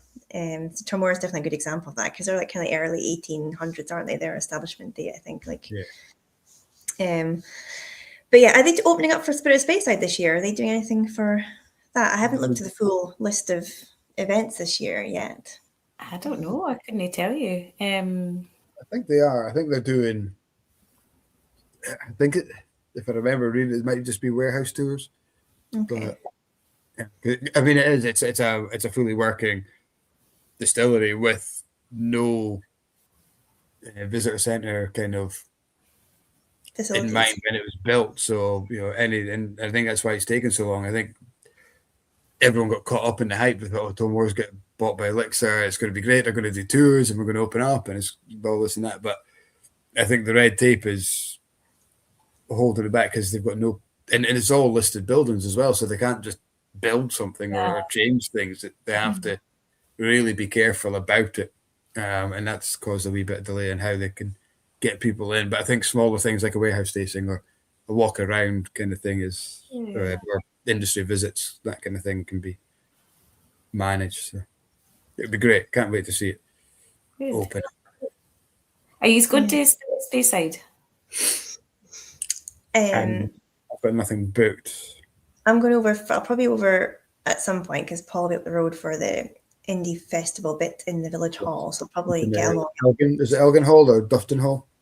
Yeah, Dufton Hall. Used to be Dufton Hall. It was MacLeod that ran it, wasn't it? So I'll probably head over for that. And then last year we just kind of joined on to whatever still had tickets left. So we went to like a half and half event at the Dowens, which actually was really, really good fun. It was that Fraser that ran that? No. Fraser did a couple of events. Fraser Campbell did a couple of events up at there. No, he didn't do this one, but it was Ian Allen. And there was a couple. I can't remember their names. There was the lady that I absolutely love, that used to be McCowan, and I went to Lakes Distillery. She was our master blender, and I've just forgotten her name. That's terrible. Is it Sarah? Can't remember. I'll come Sarah back. Burgess. Yes. It was her and a brand ambassador from Balvenie and somebody else. But it was good fun, really good fun. And then what else did we do? We ended up with something else too. Can't quite remember. But yeah, we just kind of like mooched about and just kind of joined on to whatever was still available. Didn't really make plans. So yeah, I think I don't know what I haven't taken time off for it, so I just have to fit it in around about work and trying to nip up to see Paul around about it. So it's difficult because like even though I'm close to Speyside, I'm driving over there, so you can book onto things and have fun, but a lot of them are still quite expensive, the tickets. So if you're not really kind of drinking the drams, you're not really fully participating in it. So it's a tricky one unless you're staying up there. Yeah. Are you getting up, Vikki? Not this year, no. We've done it once, and I didn't know where I was when the tickets were on sale. I didn't know where we were going to be, so we're missing out. But I don't know. We might just chance our luck and maybe drive up. I don't know. We'll just wait and see. It's Lee's 40th this year, so nice. I know my toy boy. It's a young pup. And so that's what I mean. We don't know where we're going to be. His birthday's the end of May, so I don't know. Like we've got Phage as well because Phage is the 40th anniversary of that one, so that could be an option. I'll see you there. Oh, you going? Yes, I am. First time I've ever been over. Never done Phage before. I went over last year to help. I got sent over the week before to help them out to get ready for it. I wouldn't grudge them that at all because seeing how hard they work, the VC teams trying to get ready for that festival in between just their normal daily routine is insane. So it was so nice to go over and help them. But I just took time off this year. I'm like, I'm going to take the week off and I'm heading over. I'm going to do the full festival. Oh, it's brilliant. Honestly, it's absolutely brilliant. The last one we were at was the because we went to the Ardbeg Day, and it was the Ardcore. That one, if you remember that, Ardcore, and we were full punk, and we had a wee Airbnb, and the women that we're staying with, and I was like, oh, do you know what? I totally forgot a dog collar. It's like, I'd love to have had like one of those spiky dog collars. And she's like, do you want my dogs? I got then. So broken up. At least I can't believe you actually got a dog's collar on. I was like, it's so itchy, but no, it was good. See, if you got lost though and it had that return to owner tag put on it, you would have got returned to the right place though. There's hair coming off that. So that's like kind of what I remember. But we turned up at Ardbeg and everybody was like full punk. There was people with like these like mad makeshift mohawks, etc. And I got talking to one of the lassies there, and she's like, oh, I love your outfit, you look great. And I was like, thanks, this is a real dog's collar. She's like, oh, here's a whiskey. So we stood in the queue to get we stood in the queue to get one of the limited releases. By the time that we actually got to the front of the queue, I had about like 14 like whiskies like we're trying to juggle it all. I was honestly, it's brilliant, and we lucked out with the weather. We got burnt, like our wee bit of shoulders got burnt. It was just one of those years where everything was just absolutely perfect. And then afterwards we went down. So where we were staying, it was right. Okay, it was in a bay. I can never remember the name of places. I'm so terrible. And we had this whole bay to ourselves, and the weather was just absolutely stunning.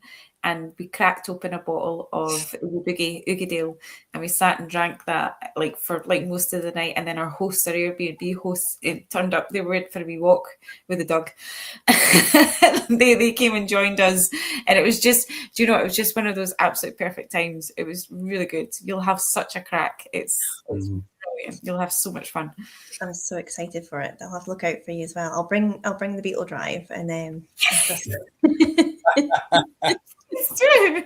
I know what I'm looking up. Like, I'm going to look up Winter Olympics, what they injected into their body or whatever. As we're off this call, this is intriguing me. And Beetle Drive. Yeah, it's gonna be a wild weekend. I'll see if I can get a dog collar or two. I still remember it was massive. You really need to make sure you don't get any of these mixed up in your Google searches, because it cause a whole load of different issues. We've got Kay McKenzie on, just saying he has poured a 22-year-old Glengarry bottled by the SMWS. Tropical Fudge is the headline. First full ex-bourbon hoggy. Yum. That sounds absolutely perfect. I love that kind of fruity tropical note you get in Glengarry with in a bourbon. What do you call it? A bourbon bay? Bourbon bay? What do we call it? I can't remember what we called it at the start. Bourbon babe. Bourbon babe. That sounds good. He said that Glengoyne was actually his first distillery tour as well, way back. Oh, nice. It's a beautiful distillery. It really, really is. They've got it must be right up there with the highest visitor numbers. Yeah, I think being on the West Highland Way, isn't it? It's right on that. You've got the West Highland Way, and it's quite near the start of the West Highland Way as well. Yeah. And people are full of gusto and enthusiasm. So if it's at the other end, then they're probably going to struggle. It might not be the same impact, but I think they do get a lot of walk-ins as well, like to do, like if they start the West Highland Way and they're, as you say, they're full of gusto, they're for like, oh, do you know what, let's just go in here and like have a couple of drams, or get takeaway drams for like when they finish that kind of leg of their journey as well. And there's a disco bus that goes from Glasgow. It's the X10, I do believe. So that takes you straight from Glasgow Buchanan Street, like straight to Glengoyne, and it's right outside the distillery, and then it can pick you back up and then like take you back to Glasgow. So yeah, like footfall wise, like it's, even though it's actually in a remote place and it's beautiful, it's surrounded by absolutely stunning scenery, it's not too far for Glasgow. Like you wouldn't you're no too far out.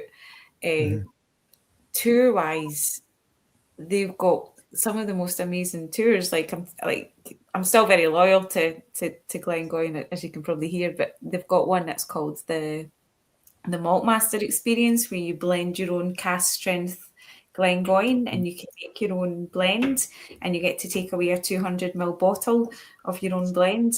And it was absolutely stunning. Me and Lee did that for one of our first ever dates, and it was like, it's just something that like I'll always remember, and I think that's why it's still got a wee special place. And then there's us like 10 years later, I was like working at Glengoyne, you know. It's so cute. I know. That's a lovely full circle kind of moment. That's a cool experience to get to do as well. I like that. That's good fun. That's a good one. They've got that at Rosebank now as well, but it's the Tamdhu residency. So instead of the Glengoyne cask strength, they've got the cask strength Tamdhu, where you can blend your own Tamdhu and then get that as a bottle to take away. So they've managed to take, because obviously Tamdhu is not open to the public, apart from Spirit of the Speyside, which will be open to, but you can go to Rosebank and you can do that experience there. So it opens it up for people as well. Yeah, that's nice. Dave's saying he's got a handful from Glengoyne done in 2018. Nice. Yeah. They also have the cask, the distillery exclusive at the distillery shop as well. I couldn't tell you what one they've got up just now. I know at Rosebank they've got I think it's a Tamdhu cask that they've got, and they can do like your own kind of hand fill, which is always good. Yeah. I like visiting a distillery and getting the hand fill. I like doing that.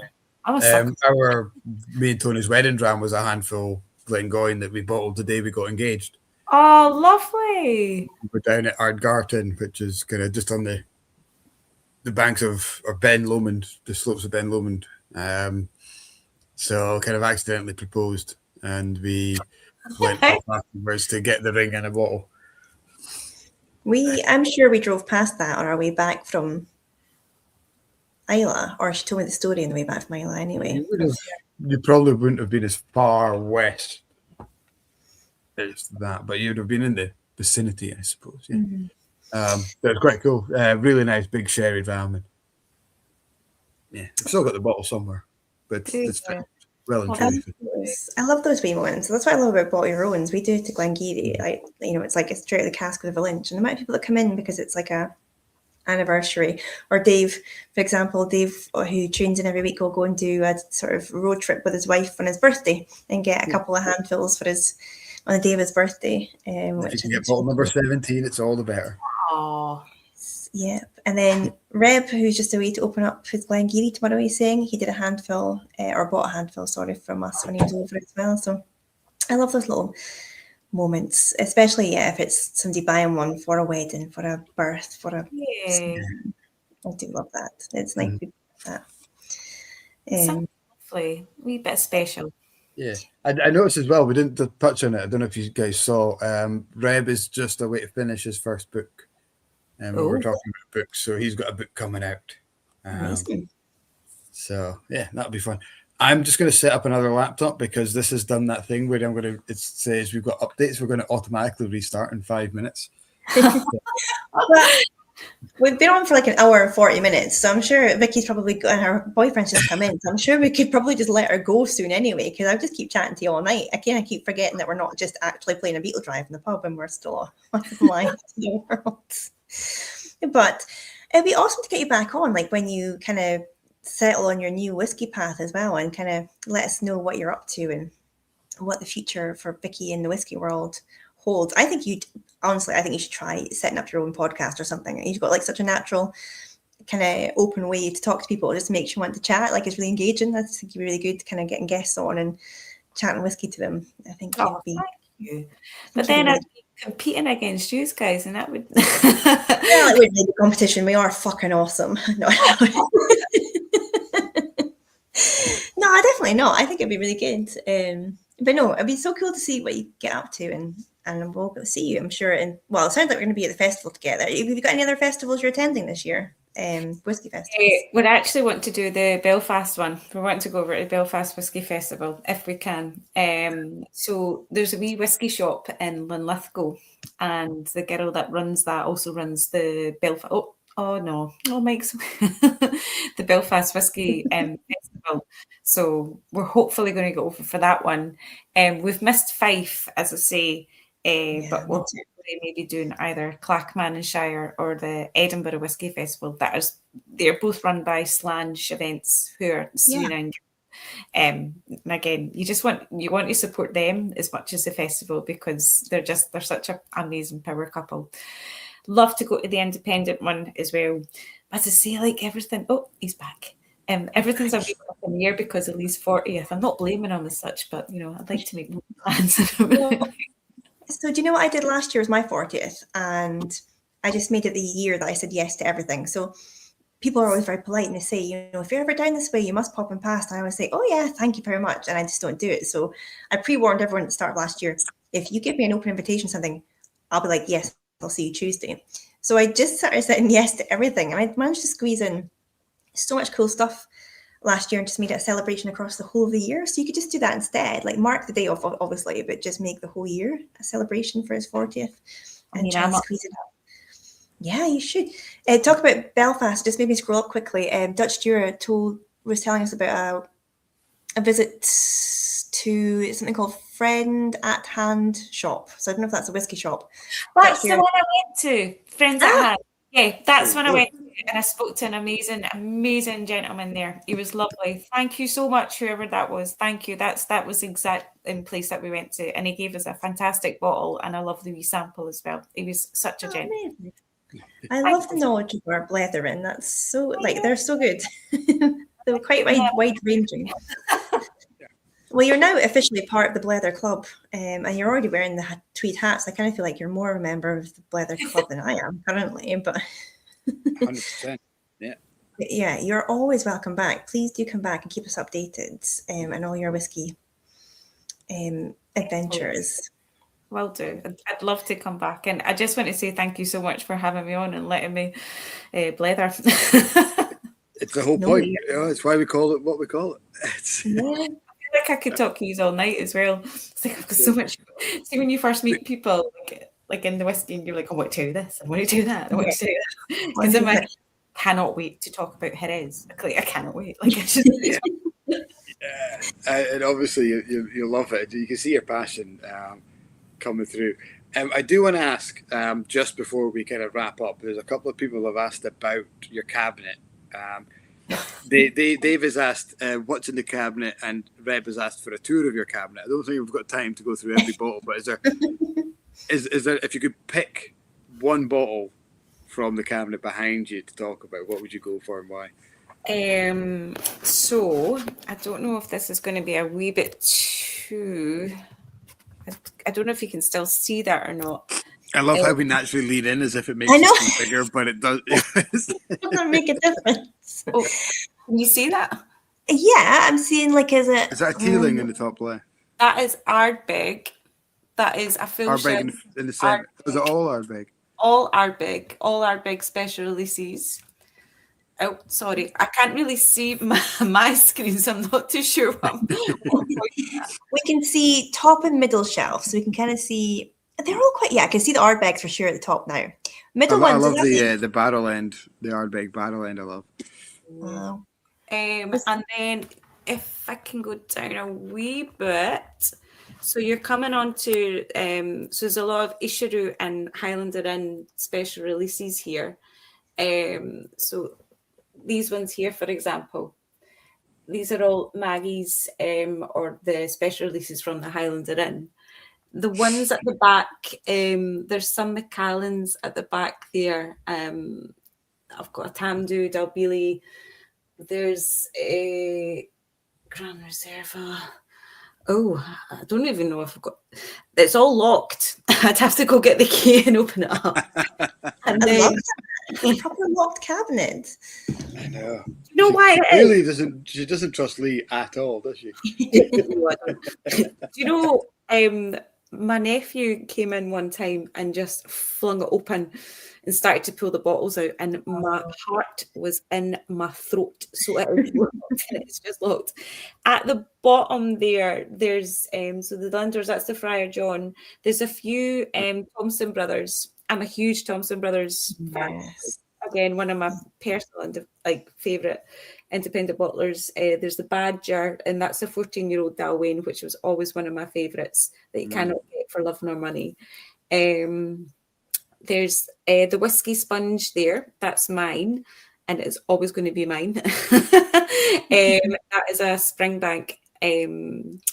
I cannot remember the year of it. Let me, I can find it out. There's a very special one for us. It's the Mortlach Flora and Fauna release. And the first time I ever saw Lee made this face was when he tasted the Mortlach Flora and Fauna. And I got that for one of our Valentines. And it was the first time that I ever did a whiskey auction site. And I was like, that's not a bad price to pay. I'll just pay for that. And then I got absolutely stung with all the extras that added on. So I should have just went out and bought a bottle. Anyway, so we've kept that just for like pure sentimental values. We've went back and revisited it. It's a 16-year-old for the Flora and Fauna range. And it is gorgeous, but it's not that amazing from what we remember. There's my favorite here. I think nostalgia kind of plays a big part in these kind of purchases, doesn't it? Totally. There's a couple of my fables there. There's Cragganmore Distillers, Distillery Editions. There's a Ben Romack special edition. I can't quite remember what that one is. That's Lee's. The Cragganmore was there because we love Cragganmore. That was one of our first drams that we got, and when we visited as well, we had a great experience. That's your Epiphany dram, isn't it? It was, yeah. So Lee got two of them. I don't know why he got two, but I'm just waiting for him to open one. We will open them like eventually. You know, I think that's probably one of the best cabinets I've seen, because do you know what it is? It's a mixture of whiskey that means something to you and absolute geekery, because you just obviously love finding new whiskey. Like there's nothing kind of like on brand or sticking to one sort of thing, or like it's a passion project. Yeah, it's an eclectic mix. The top shelf is all Ardbeg though. They are 100% all Lee's. Like Lee's bought all of them. He stopped buying them now. It was in the days where like Ardbeg would probably just do one special release maybe a year, and then they started about like a lot. So yeah, they started to in my personal opinion, like we've even got an Ardbeg. I saw that, yeah. Yeah, love it. Like I do, like I love it. Again, like we went to Ardbeg for an amazing tasting, and it was fantastic. And again, we were there for Ardbeg Day on Phage. So I do love the brand, and I love Oogie Boogie. Like Oogie Dale's just one of my absolute favourites. So a lot of them is Lee's. If I could get the key and bring it out, we've got the black with the sheep, and he's got the bottle with the furry. It's in there, the furry sheep coat. It's in there, but it is at the back, because again, my niece and my nephew would open up that cupboard and start playing with it. Or Are you fans of rum? Yes. Yeah. Have you tried? There's a local rum company called Outlaw. And they've done a rum. It's a Pinot. They've called it a Pinot Noir rum, but that's actually matured or finished in the casks that Ardbeg used for the black edition. Nice. So it's the only rum that I like, but it's fucking awesome. It's so good. It's Outlaw. Outlaw, right? Okay. So they're based in the Cabric. They're up right like Speyside kind of area. The guy called it's Vic Cameron is the blender for it, and Jim Ashley is the owner. So Vic Cameron from kind of Diageo kind of ran the maltlands for Diageo for X amount of years. It does the flavour profile. It also has an influence in the casks. So they use the Ardbeg Pinot Noir casks to finish their rum in. We've got it in the shop. I'll get you a sample if you want, or a bottle if you really want it. I'll come up. Beetle thing. Yeah. Slightly obsessed. No, it's a great cabinet. We've got more upstairs that is like proper locked away. Lee won a ballot for one of the Macallans, so you had to kind of buy it. Well, that's so cool. Yeah. So Callum, who tunes in every single week, and he's a bit late with this question because he does ask every single week to our guests, and there is only one right answer for this question for one of the categories, but he wants to know if you could choose a distillery from each region, a favorite one, what would it be? So yeah, Campbellton, Speyside, Highlands, Lowlands. I'm going to tell you now that the answer for Campbellton has to be Glen Scotia. Like, that's the only answer he wants to hear. Well, that's what I would have said for Campbelltown. I love Glen Scotia. I do. Victoriana, holy crap, man, it's just. So don't feel you have to answer the other 4 regions now. You've got. He's happy. What you want. No, I'm a massive Glen Scotia. Like, I do. I love it. I love the almost like salinity with it. But I remember trying the Victoriana and just being like, oh my God. I used to think that Lagavulin 16 was like the be all, but no, that's probably one of my absolute favourites ever. I love Arran Bodega. That's, and for the price point as well, is just lovely. It is very sherry, heavily sherry. Oh my goodness! I haven't even finished my dram yet. Influenced. So yeah, but no, Glen Scotia. I would say for the Lowlands, probably Inchdearney, what they're doing. And their recent releases with the King Lassie, really, really stunning. I think it's called the double matured, where they matured the last bit of it in the Amontillado. So again, the sherry, I did like that. I really liked that. Oh God, Speyside, take your pick, man. I don't know. There's just so many, isn't there? There is a lot. Yeah. Quite hard to get. Well, I mean, I've always liked Adult Wayne, especially like the kind of Thompson Brother releases, and I do think it tends to work well with independent bottlers to see what they're actually doing with it. Tormore, I mean, that Tormore, that Legacy series that I had was just absolutely stunning. Really stunning. I do enjoy a big dirty Mortlack as well, a big chunky, meaty, dirty. Like if you're in the mood for it, I do. I'm a little bit turned on the way you just described that. Well, listen, don't get me started with Islay because of Port Charlotte. Talking Diego all over again, isn't it? He is a hound.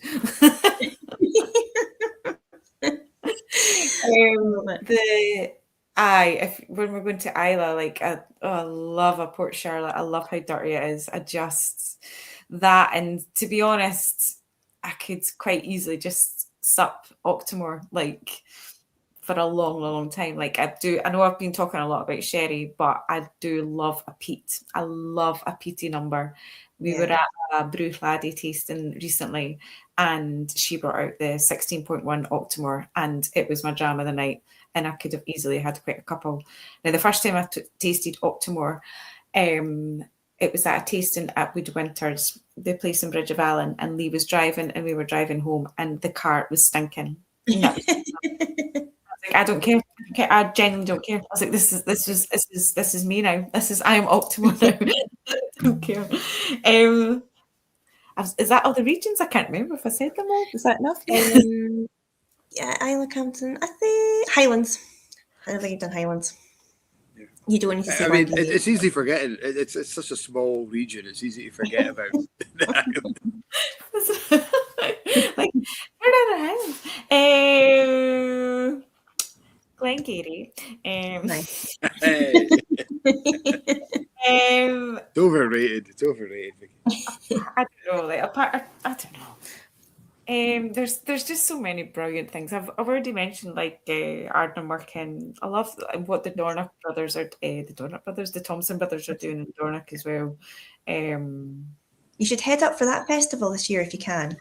You know, we've been to Dornoch and we've visited them. I became borderline stalker in their shop. I went in every day, and to this day I'm still a wee bit embarrassed, and because I came in and I was like, "Hi, it's me again." Just up from yesterday, and I was like, "Right, Elliot, you need to kind of rein us back a wee bit." But we've never done the festival, so we'd love to go up and do the festival. But we saw it was before. No, they had just taken over the hotel. That's what it was. That's how many years ago it was. And so we saw the wee micro distillery. The hotel still held a lot of their bottling, and then they had obviously the shop round like where the kind of tiny wee industrial estate was. And then they'd started their festival, and then they've even got like winter's deal as well. So yeah, I'd love to do that. They're great. They're really good. One of my favourite tastings I went to last year, and it was when Oasis was playing, was when the Thompson brothers were doing a tasting, and it was fascinating. It was unbelievable. We got to taste one of their own whiskies, and they used like obviously loads of the heritage barley as well, and it just blew my mind. It just was absolutely stunning. They're so geeky as well. Like the whole team as well. Like their enthusiasm, and you just know they're all in it just because they absolutely are mad for it. Like they just, really impressive crew. And the festival, I went up last year for work. Glengarry went up to be part of it. And so it's not actually Thompson Brothers that organise it. It's a lady called. It's terrible. Me with names tonight. I'll come back to me. But it's in this Bedouin tent in the courtyard of the castle with like it's all strung with fairy lights and like kind of like rattan rugs on the floor. It was absolutely Baltic. So it was November, but it was just one of the most beautiful things I've ever seen. And the crowd were amazing because they had like a token system, and the crowd were literally like proper hardcore geeks that were just drawn by like the sort of magnetism of like this sort of the Thompson kind of vibe. But they just looked after us so well. Like they were bringing us like hot drinks because we're all so cold. And when the Thompson brothers came over, I'm so bad because I've just forgotten which one's which. I think it was Phil came over, and I didn't even think you'd know who I was. I was like, "Oh, this is so great." He's like, "Oh, we've got a great Glengarry coming out. I'll just go and get the guys, go and get it out of the cask and give you a wee sample." I'm like, "Oh my God, he knows who I am. He knows who I am." But it was just, it was so much fun. It's just such a beautiful part of the world. Even in a cold day, it's still magical. Yeah. Oh, it's lovely. No, we loved it. We've vowed to go back as well. When we were up that way, we went to Clynleash, which was nice. It was very done up. Very done up. I was trying to get in Brora, so I was like, I totally could fit through those gates. Like I can through them. I was like, Lee, give me a wee knees up. I was trying to... You see the security cameras like starting to follow you like around.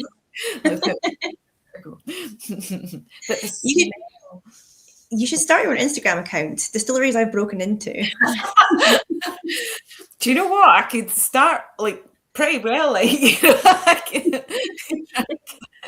I had a habit. I don't know if I've ever admitted this live, but we before I had the shop, we used to go on little whiskey pilgrimages. Round about the 1st or 2nd of January, a friend's wife would hire a car and she would drive us round, and would have like a bottle of each distillery. It was like a mystery tour. Claire would organise the whole thing, and we'd drive to the distillery.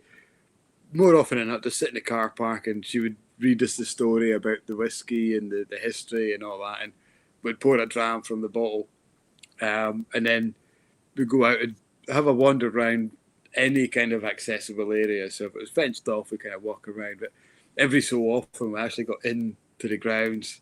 And whenever I saw a ladder, I was just straight up it. So the amount of roofs of distilleries I've been on, it is great fun. So I've been on probably more roofs of distilleries than I've been in distilleries. Probably saying something. So that was good fun. We actually I'm not going to say the distillery because I stole a pair of wellies from it. And we went in the door, and everything was just open. So we kind of walked in and we're like, hello, because sometimes there was somebody there and you chat to them and you say why you're there and you get a great, like Anik, for example, they were like, come on in. Lochnagar was another one. They were like, what are you doing? And we're like, oh, we're just kind of having a look. And they're like, ah. And once they found out that we're there as geeks, they were like, yeah, come on in, we'll do a tour. And they were really friendly. So we kind of always looked for somebody. And I ended up, we'd walk through the canteen and then realised that I really needed to pee. So I started looking for a toilet. And this certain distillery had a manager's office with a personal toilet in there. So I was just like, well, I'll just use that. So I was in the manager's office, had a pee, came out. You weren't like Glengarry, were you? It wasn't Glengarry. No. Much more central Speyside.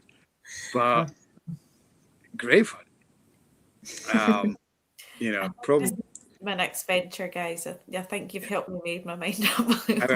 how many P's can you do or roofs can you climb on? And we'll compare notes. Breaking into distilleries. We never broke into any distilleries. We only went through open doors. And we are not endorsing that on any way at all, guys. Do that at all. There was 1 year just after we opened, we started doing tours that we used the whiskey shop bus. Never again. All right, because it's branded. Oh, it's yeah, maybe. Yeah. Do that. Yeah, if you're peeing off somebody's roof, then they're going to know exactly who to come back. I don't think I peed off anyone's roof. Well, none of these things we're endorsing, but yeah, that could be your new Instagram venture, distilleries I've broken into. Yeah. Mark Watts just joined us and he says, no way I'd fit through the gates, but you don't know, Mark. You don't know what the gates look like. I'm sure you'd find a way around about them. It's nice to see you. Have you ever seen, is it Hot Shots? Have you ever seen Hot Shots, the movie? I love that film so much. The second one where he like reaches through the gates to get the keys and goes back in. That could happen. God, you're just taking me right back. I used to love that film. I used to absolutely, and Hot Shots Part 2 as well. Yeah, I'm just Part 2 that they do it in because they're in the is it the Vietnamese War or it's one of those kind of.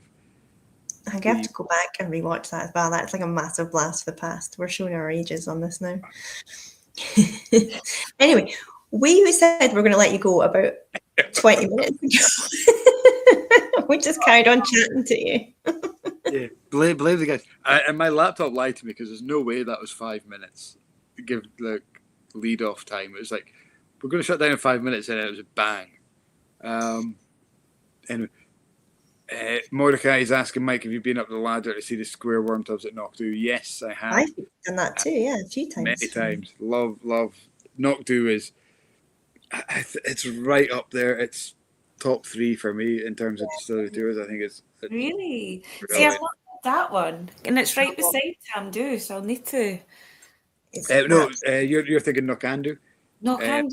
So Knockdo. So if you're up doing Glendronach, Knockdo is like 15 minutes away from there. They have Anik whiskey.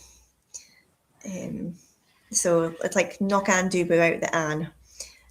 But absolutely, it's like if you like flew in from space and said, show me a distillery, it's exactly what you'd imagine. It's the cutest little distillery at the bottom, at the very foot of a hill, like it's not a Monroe, it's like a, but it's absolutely gorgeous. It's a knock.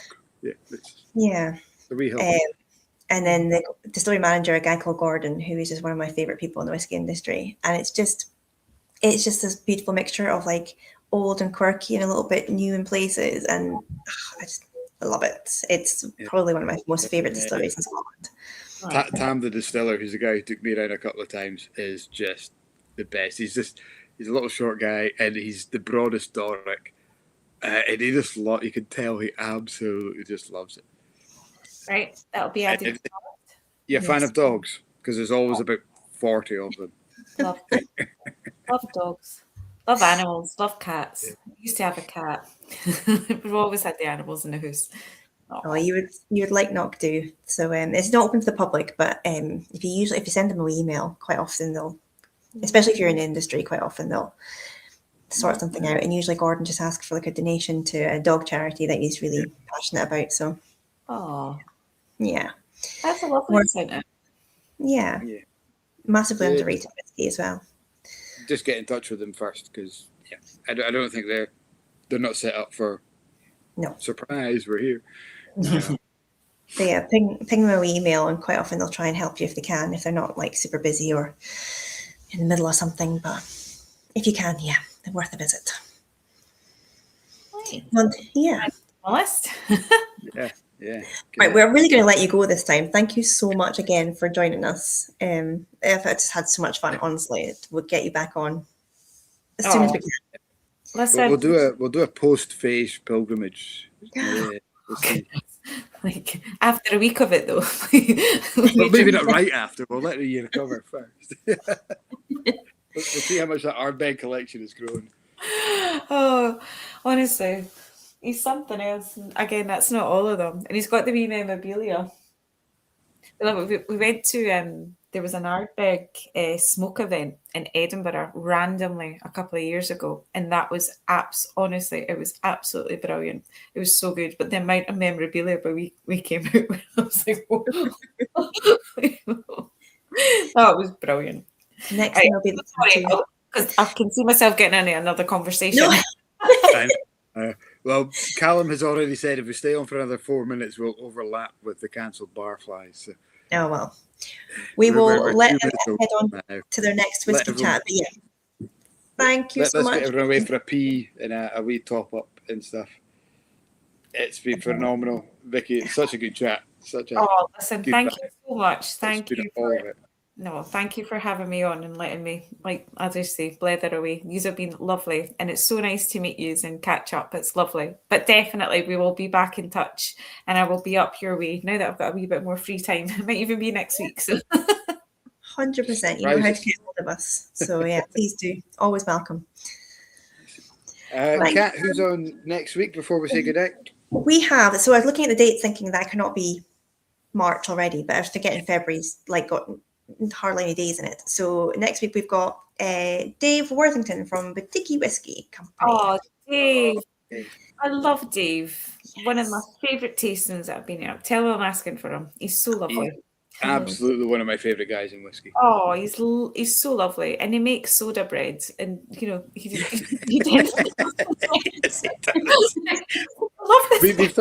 Dave's done 2 blethers with us before, and each time we mention his soda bread. We love it.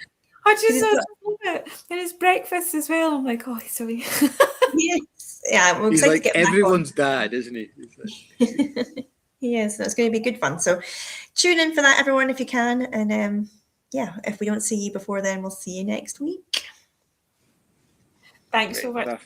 Good night, Vikki. Good night, everyone. Have a great time. Maybe see you on the Aquavita. Thank you so much. Bye. Bye.